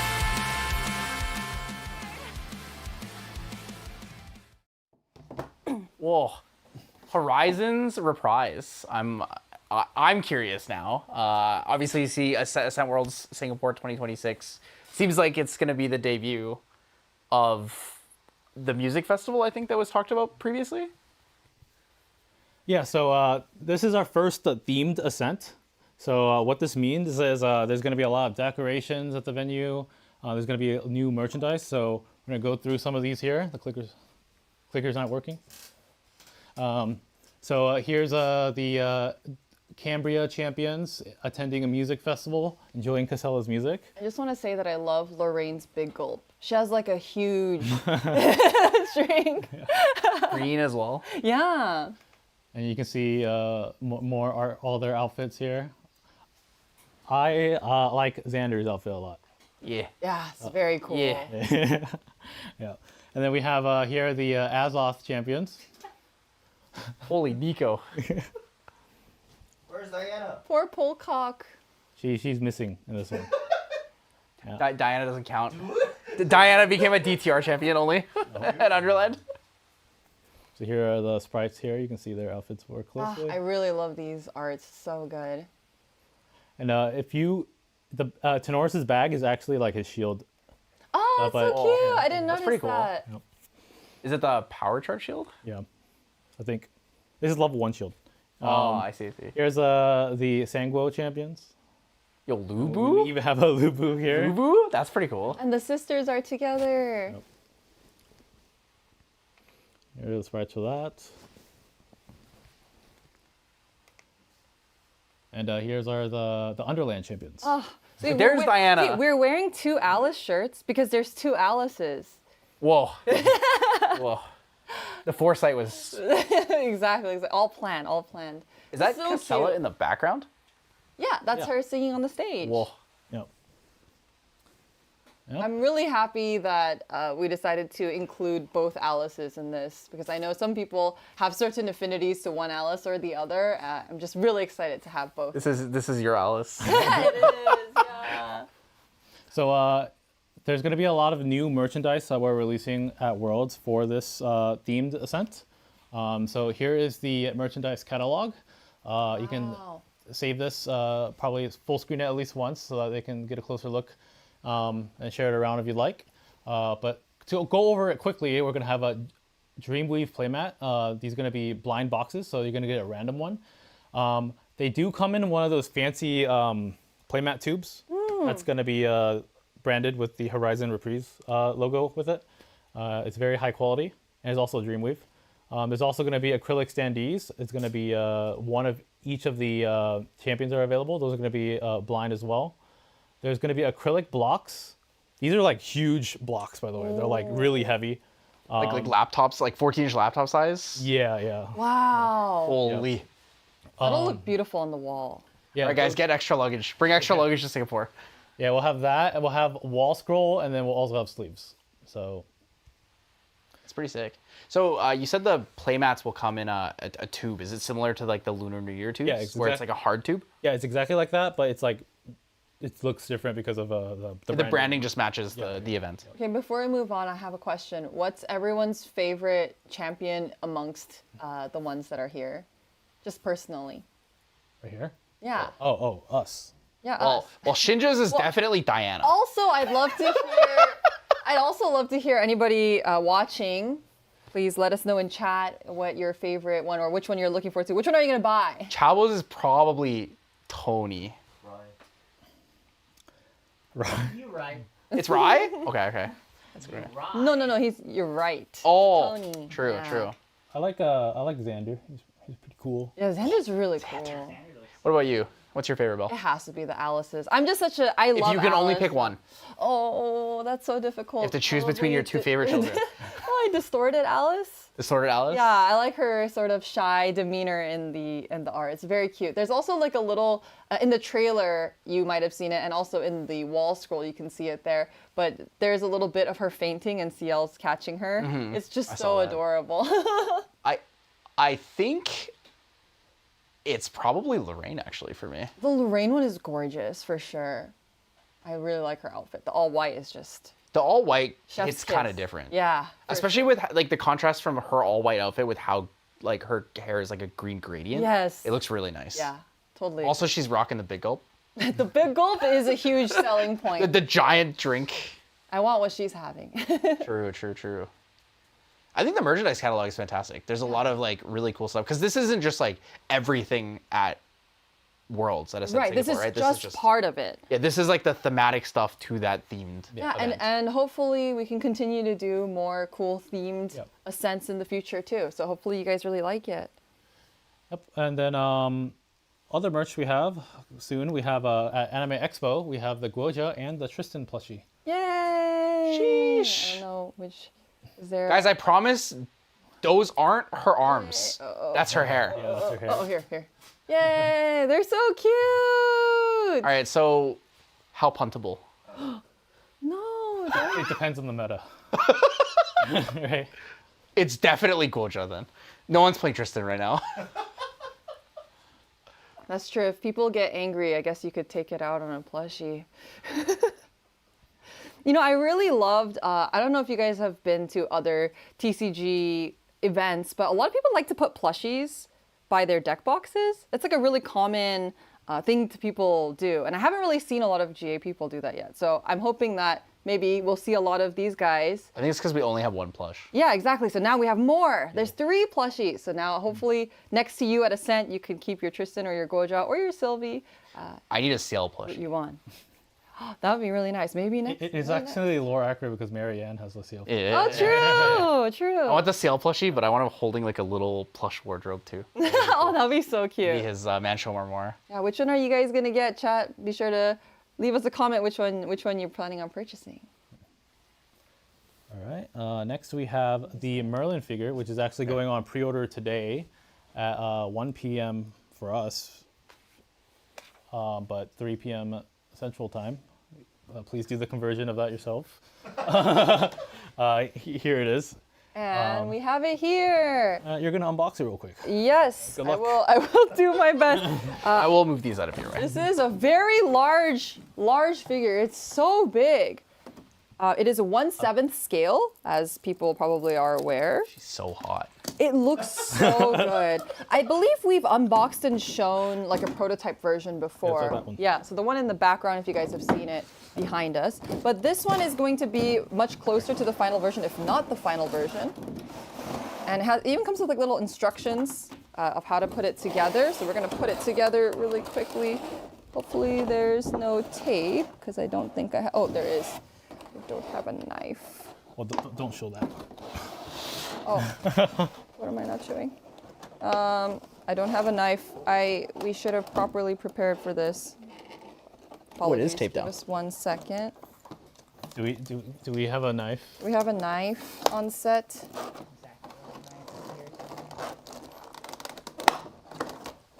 There's too much tape. I don't think we can be trusted with knives after being up this long. It is pretty late. Oh, thank you.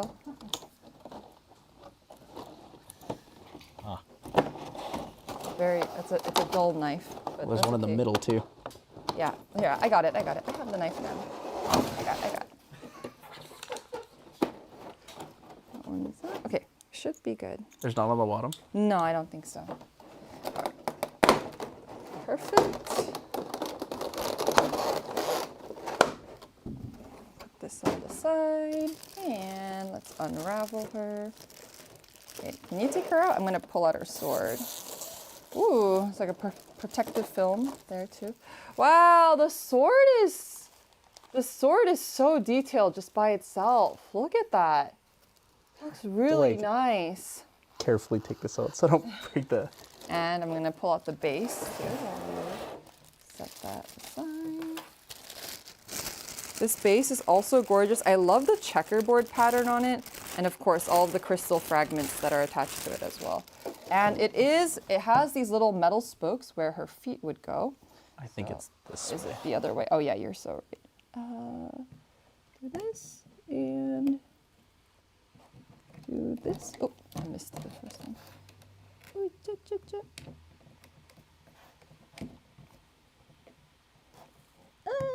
Oh, she's so detailed. It's crazy. It's huge too. We're going to put this. I think you have to just slide it through. Yeah, I think so too. There we go. And is this supposed to go above or below her hand? Does it say? Let me see. Below. Okay, below. Like that, probably.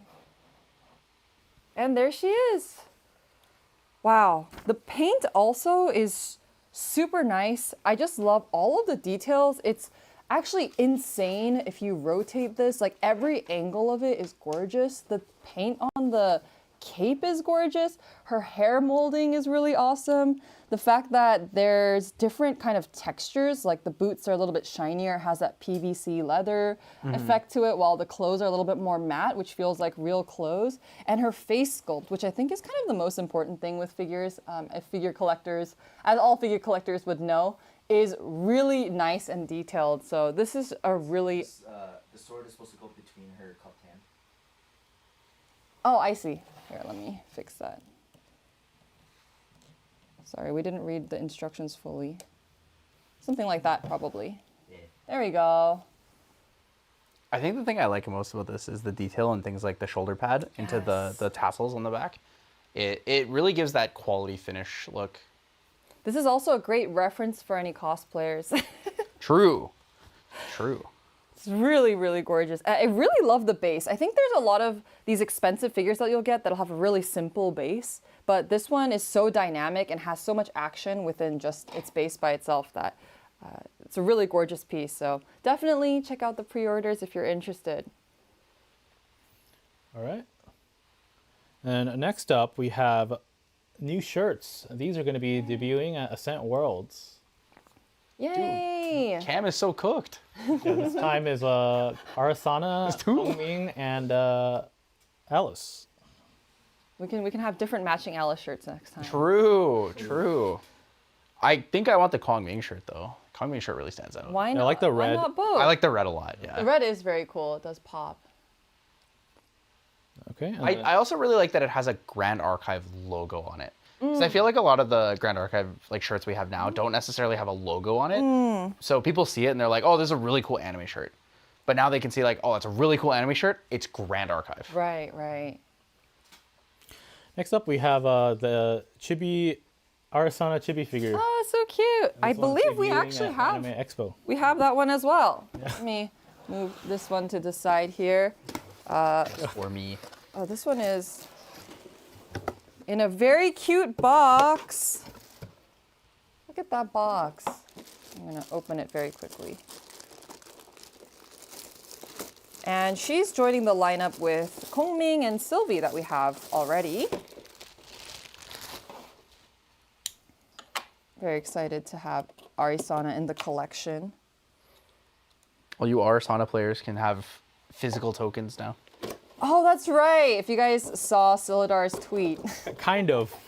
Kind of. Yeah, true. Kind of. Yeah.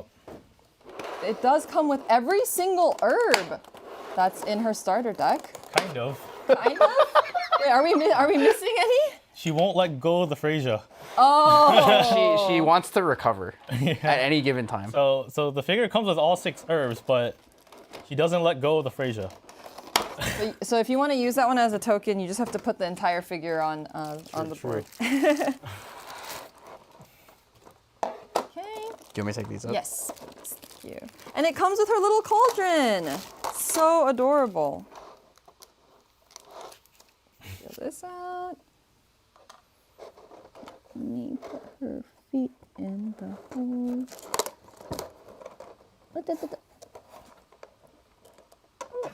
Oh, 1 second. Let me put her in. Maybe I have it backwards. Wait, can I put everything in the cauldron? Oh, I can. Yeah. I can put a couple in the cauldron. It's very sturdy too. I'm kind of really handling it, but oh wow! Wait, they all go in the cauldron. That's so cute. Do you have a favorite herb? Do I have a favorite herb? Yeah. That's actually a great question. I do have a favorite herb. Yeah, I feel like most people do actually, especially Ari players. Definitely have a favorite herb. My favorite herb is Freyja because it feels like the most flower-focused one. And the reason for that is because one of my dreams in life has always been to own a flower shop. Really? Yeah, so I really like Freyja, so having her hold the Freyja bouquet is like really cool to me. Well, your first step can be with this Ari Chibi figure, which will be available at Anime Expo to purchase for the first time. But it should also be available at consecutive events. Yeah, it'll probably be at Worlds, I'm imagine. I wouldn't see why not. So, yeah. Yeah, be sure to pick one up. if you That goes like with the plushies too. Yeah. Yes. Yeah. They will debut at AX, but you'll see them at other events as well. Yep. All right, next, before we talk about Worlds, before Worlds, we have Gen Con. And Gen Con will be the first convention that will be distributing the Enchanted Fete promo. So, but we'll be distributing this like basically throughout the whole year after. So there's going to be multiple opportunities to get that promo. We'll be running a bunch of demos. We'll actually be running demos with the new demo decks that will be featuring Dante and Lorraine. Ooh. So that'll be I'm so excited to see what this looks like in foil because the art is gorgeous. It is gorgeous. Oh, martini glass she's holding. For Worlds, is very though, nice. we are proud to announce that Dragon Shield is sponsoring again. Yay! So- Thank you so much, Whoa. Dragon Shield. So this time we made sleeves of the level 4 Tristan that Taylor won with at last year's Worlds. And this will be given to all Worlds qualified players.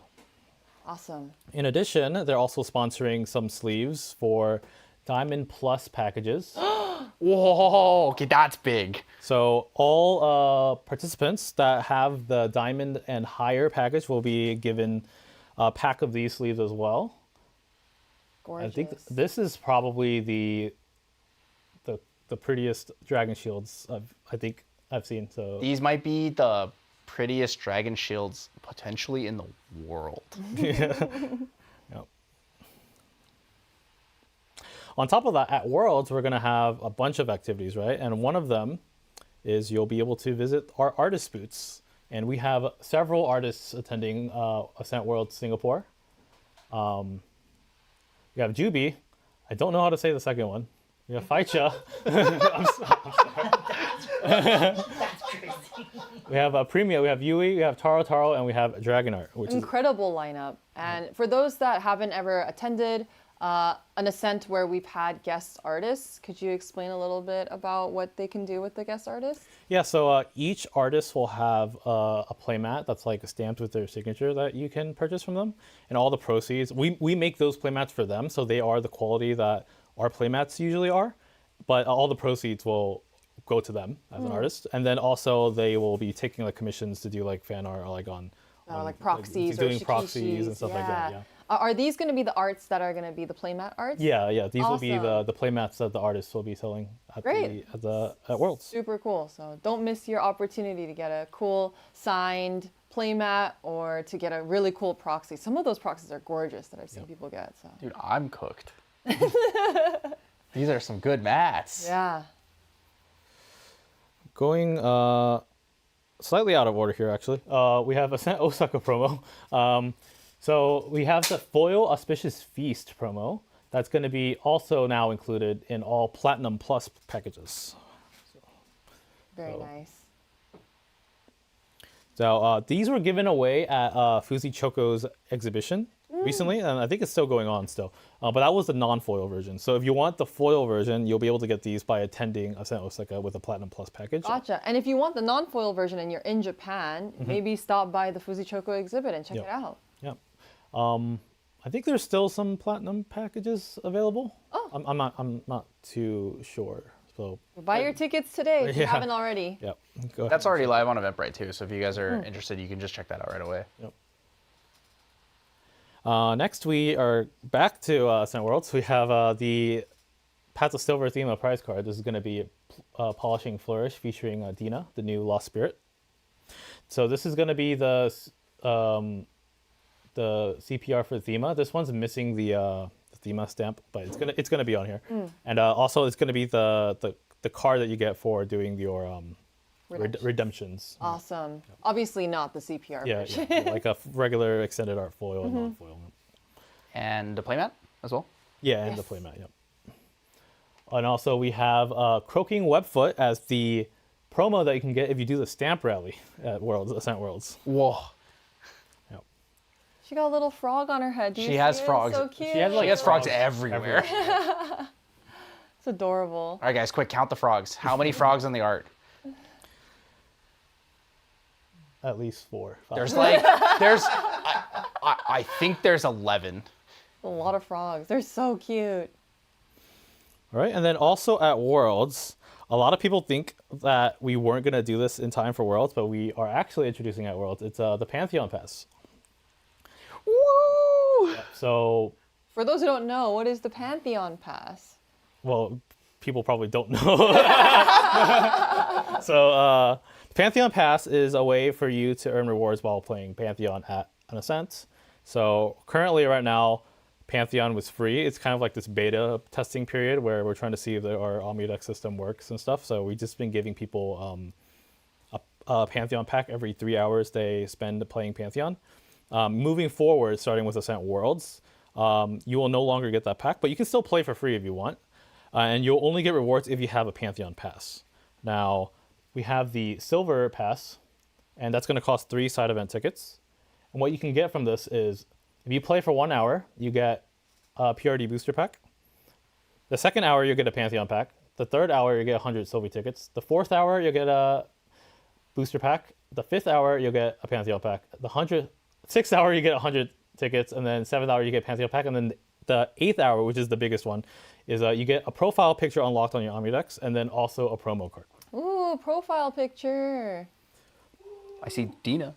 Yeah. Yeah. Yep. That's not the same card we saw earlier either. We also have the Gold Pantheon Pass, which is 5 side event tickets. We have boosted rewards for the first hour all the way to the 7 hour. The 8 hour will always stay the same for all the tiers of passes. So you have boosted rewards for most of the hours here. And then also on top, the Gold Pantheon Pass has the 9 through 20 hours on the bottom. So they're kind of like stretch mark, like beyond 8 hours. If you really wanted to, this is if you're planning to come to Ascent just to play Pantheon and all day nothing else. long, Yeah, yeah. exactly. If your name's TTP Terry and you're trying to get the world record for Pantheon hours out of an event. And there definitely are people who are playing that many hours of Pantheon at an event, which is really awesome. Thank you guys so much for playing so much Pantheon. And then actually, Terry will probably get this one. There's just the Platinum Pantheon Pass is 10 side event tickets, and then that's going to be basically everything up even more.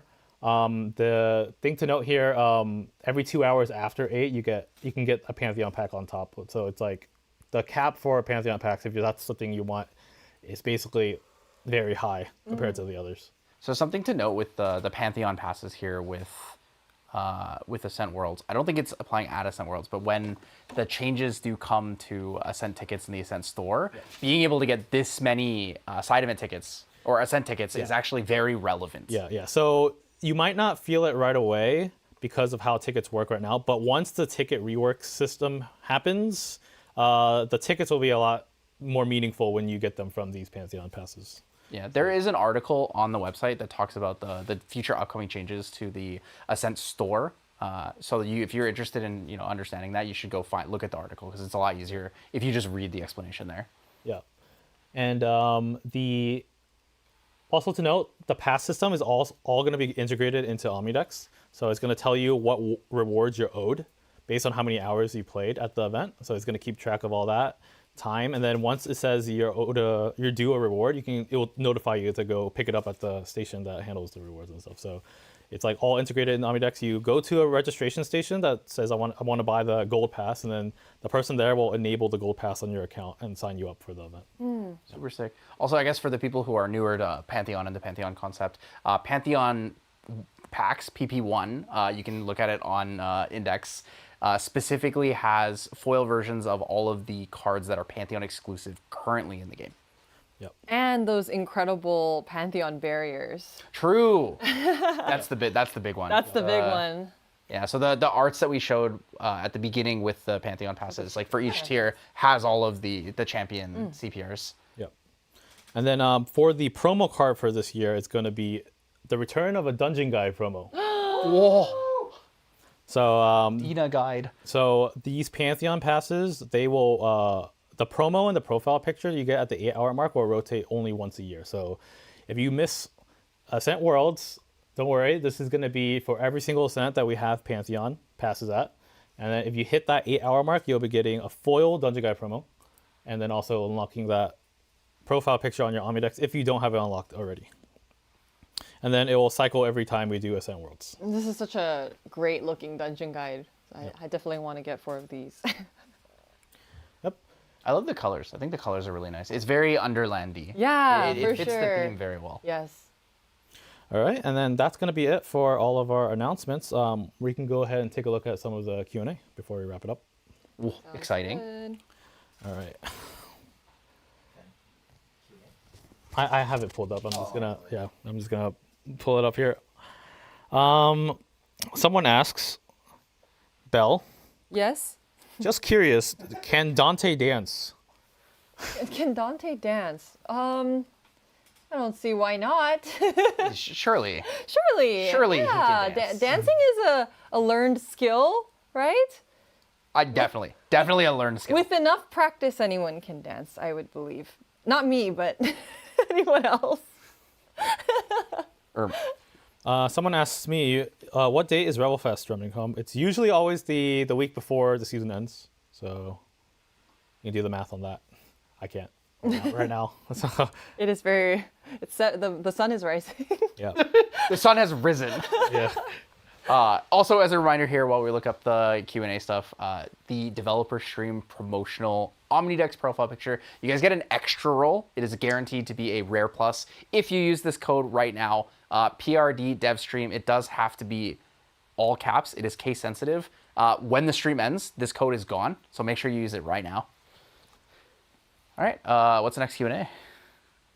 Let's see.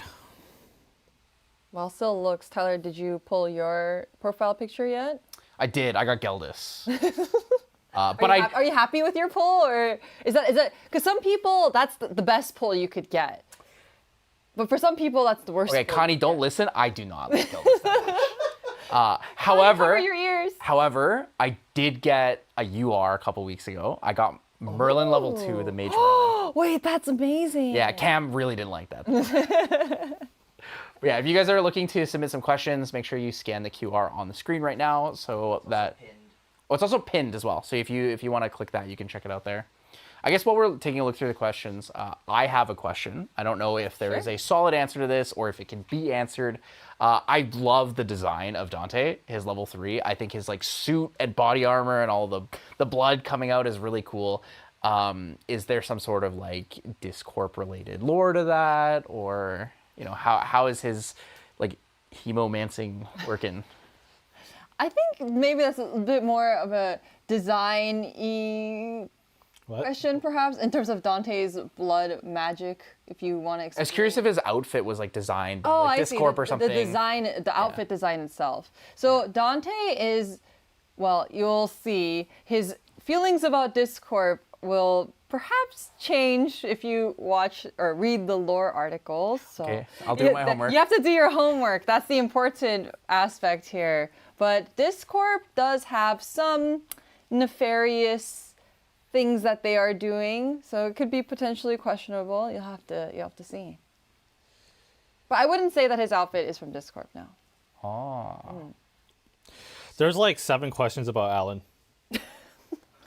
We have not forgotten about Alan. He was in Horizons Reprise. Yeah. We didn't Dude, he forget got an about him. outfit, guys. Yeah. I like his little horns. He has little horns. It's very Yeah. cute. Yeah. Oh. All the Alan fans, I hope you guys are excited. But seriously though, he'll be back eventually. Don't worry. Yeah, don't worry. We have not Whoa. forgotten about him. Let's see. One person asks a ruling question for me. Does martial flow state work with leveling from spirit to level 1?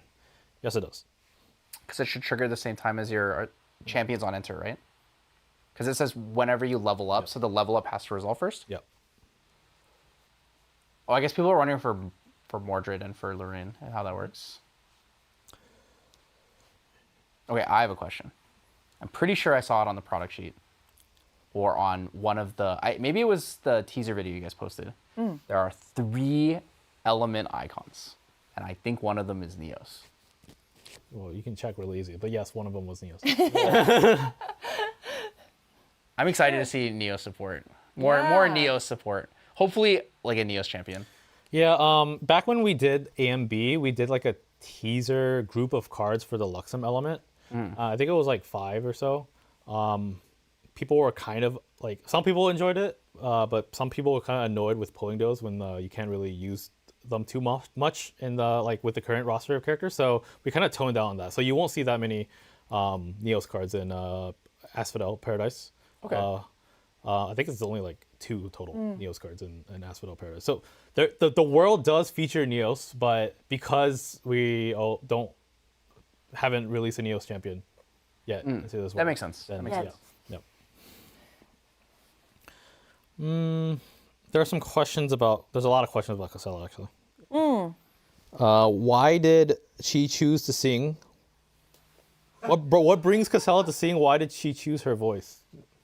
I feel like Casella is one of those characters to me that is, she'll kind of hum when she's doing anything. You always know people like that, right? Doing chores. Yeah, they're doing chores. They're just walking around. They're just humming or singing to themselves. She's one of those people, and like singing comes very naturally to her. And she has a beautiful voice, as you guys may have heard in the trailer when she was talking to you guys. And then she got scouted. Right, and she got scouted, so I think she is very proud of what she's able to do, and she understands that what she can do brings people together, so she has a sense of joy when she's singing with people. So. Question about the Pantheon Pass. Do you need to buy a Path of Steel ticket to buy a Pantheon Pass?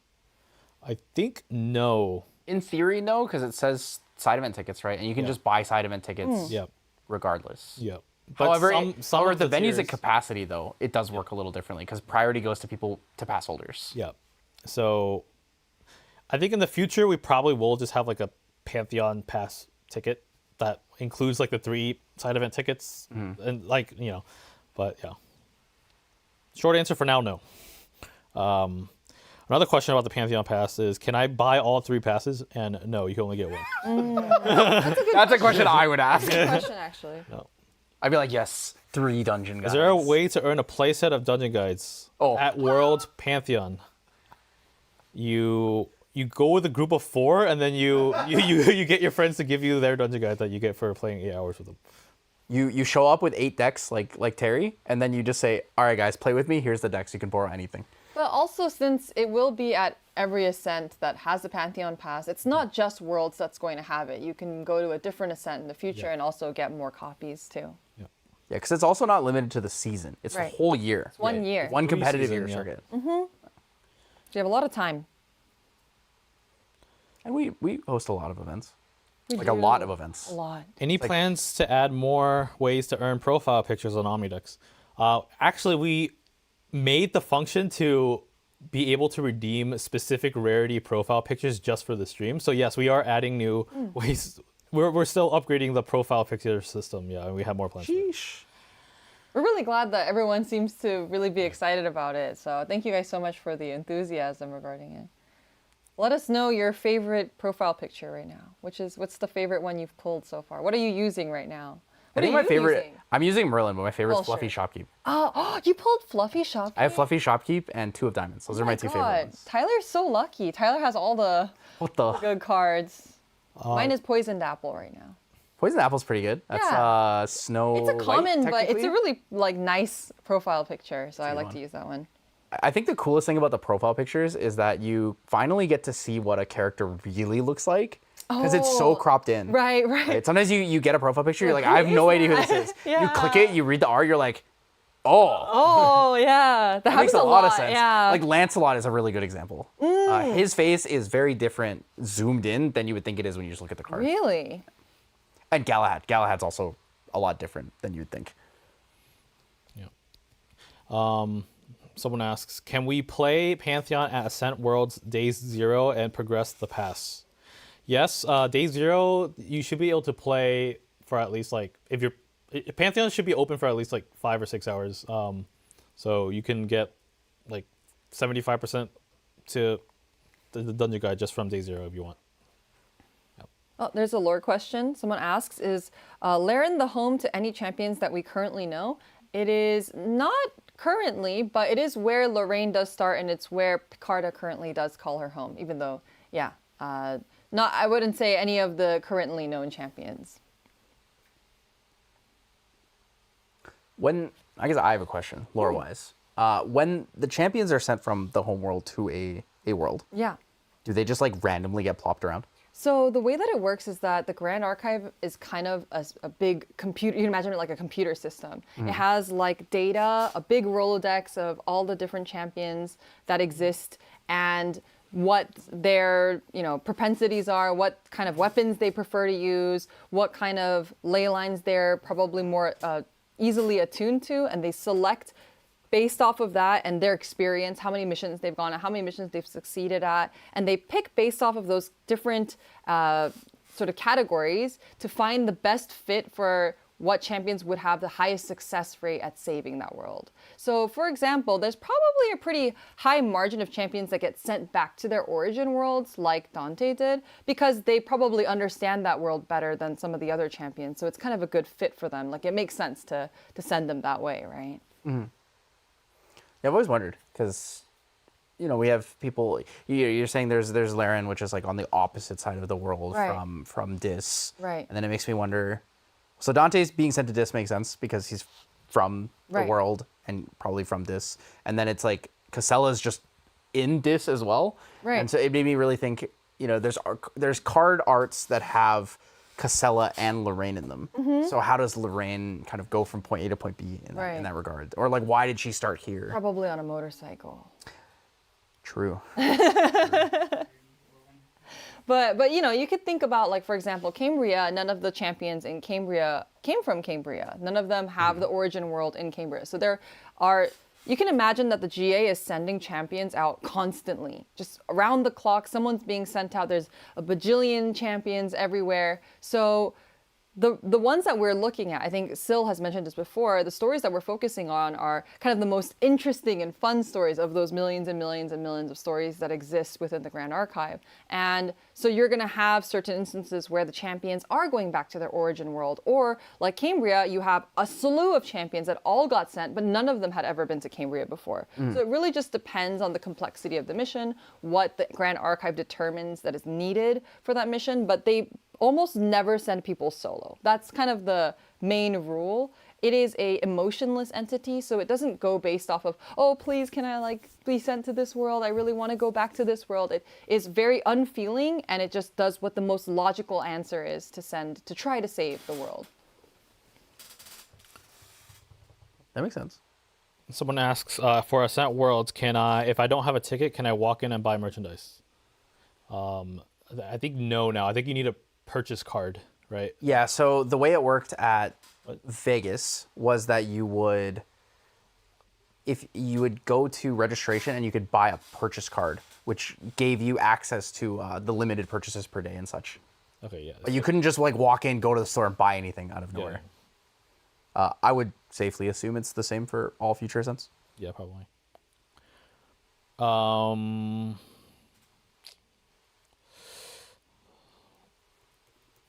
I think we only have time for just a couple more questions. What is the philosophy of reprinting cards after they have been unbanned? Baby Gray is hard to get.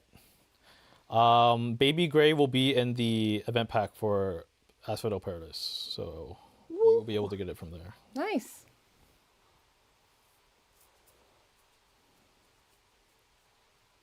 That's a good question, actually. I never really thought about it. After you finish one pass, can you abandon it and start it again? No. The grinders are going crazy. Like everyone's like, dude, I gotta grind the Pantheon Battle Pass. There's a lot of questions about the Pantheon pass, and that makes me very enthusiastic about it working out. People really like Pantheon. Will there be a separate article explaining that in more detail? I think it's going to be built into the Omnidex event page, so Right. it'll explain everything there. Okay, great. So keep an eye out for that on Omnidex. Whoa. Will there be a similar battle pass at Ascent Dallas? Yes. In theory, Pantheon passes should exist at all Ascents. Yeah. For the smaller ones, we might not have like a diamond. Oh, sorry, the platinum pass. Platinum pass. But you will at least have the Base. first one, which will have access to the Digiguide, which is like I think what most people are asking about anyway. So, yeah.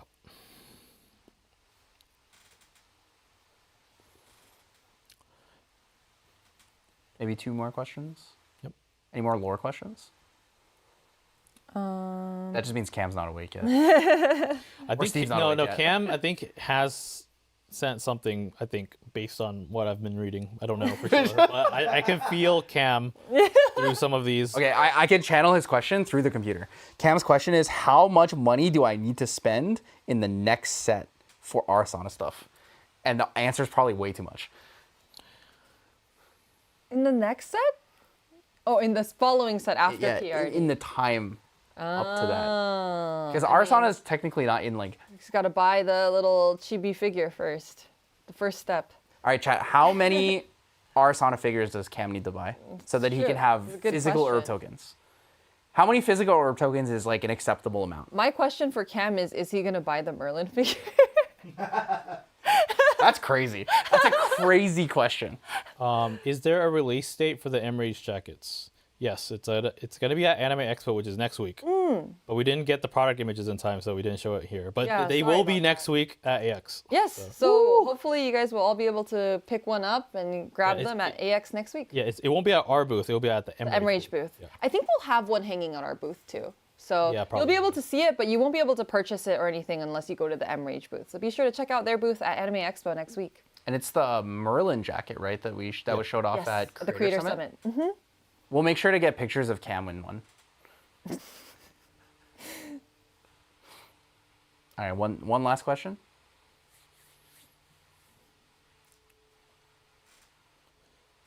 Will Pantheon be played for the whole duration of World Singapore, all 3 days? What's the potential max hours to play Pantheon? I think it's like 6, 8, 8. I think so. 22. 22. If That's you a were lot. playing the entire time that Pantheon was available, yeah, for Singapore, which is a 3-day ascent. So if it's a 2-day ascent, you probably won't be able to reach that. But yeah, so depends on the ascent. But for Singapore specifically, 22. Also, we did get a response from Cam, and he says, "I will not buy Merlin. That would be a cardinal sin." So I can give him one. That's true. And it'd be really terrible if he rejected such a wonderful gift. That's true. That's true. I would be heartbroken. Absolutely heartbroken. Just like Merlin was. So true. All right, I think I think that's all the time that we have for today. So don't forget to grab this is your last chance Don't to forget. grab that profile picture. It is going to be a R+, so you can get rare or higher profile picture, which are really hard to come by. If you haven't rolled a lot, you really don't understand how quite difficult it is to receive that. So this is a really awesome opportunity to add a cool profile picture to your collection. Use the code PRDDevStream in all caps at your Omni account on omni.gatcg.com, and it will be valid until the stream is off. So you We'll will probably- probably have 5 minutes. we'll probably keep it up for like 10 minutes after the stream ends. But yeah, basically when the stream ends, good luck getting it after. On the plus side, it doesn't feel so bad to miss out on something like this because it is not like an exclusive profile picture like we had with the Nats Day 2 one, for example, where it was the Necklace of Foresight. This is just like an extra roll, right? exactly. Yeah. So don't, hopefully anyone who's watching this back after the fact, don't FOMO too hard. Maybe there'll be more opportunities in the future. Don't miss the next dev stream. Don't forget about the next dev stream. True. All right. Thank you guys so much for you. watching. I hope you guys are looking forward to Asphodel Paradise. I know we are looking forward to your reactions to Asphodel Paradise. And we'll see you guys all hopefully at Anime Expo or at Worlds. Yeah, Singapore is going to be great. If you're, again, guys, if you're on the fence, tickets are still available for all the events coming up. Make sure you get one. If you're thinking about it, it's going to be way bigger than you thought initially, and it'll be great to have everyone there. Right. We'll see you there. Yep. Thank you guys so much. Night, good morning. Good night, good morning. That's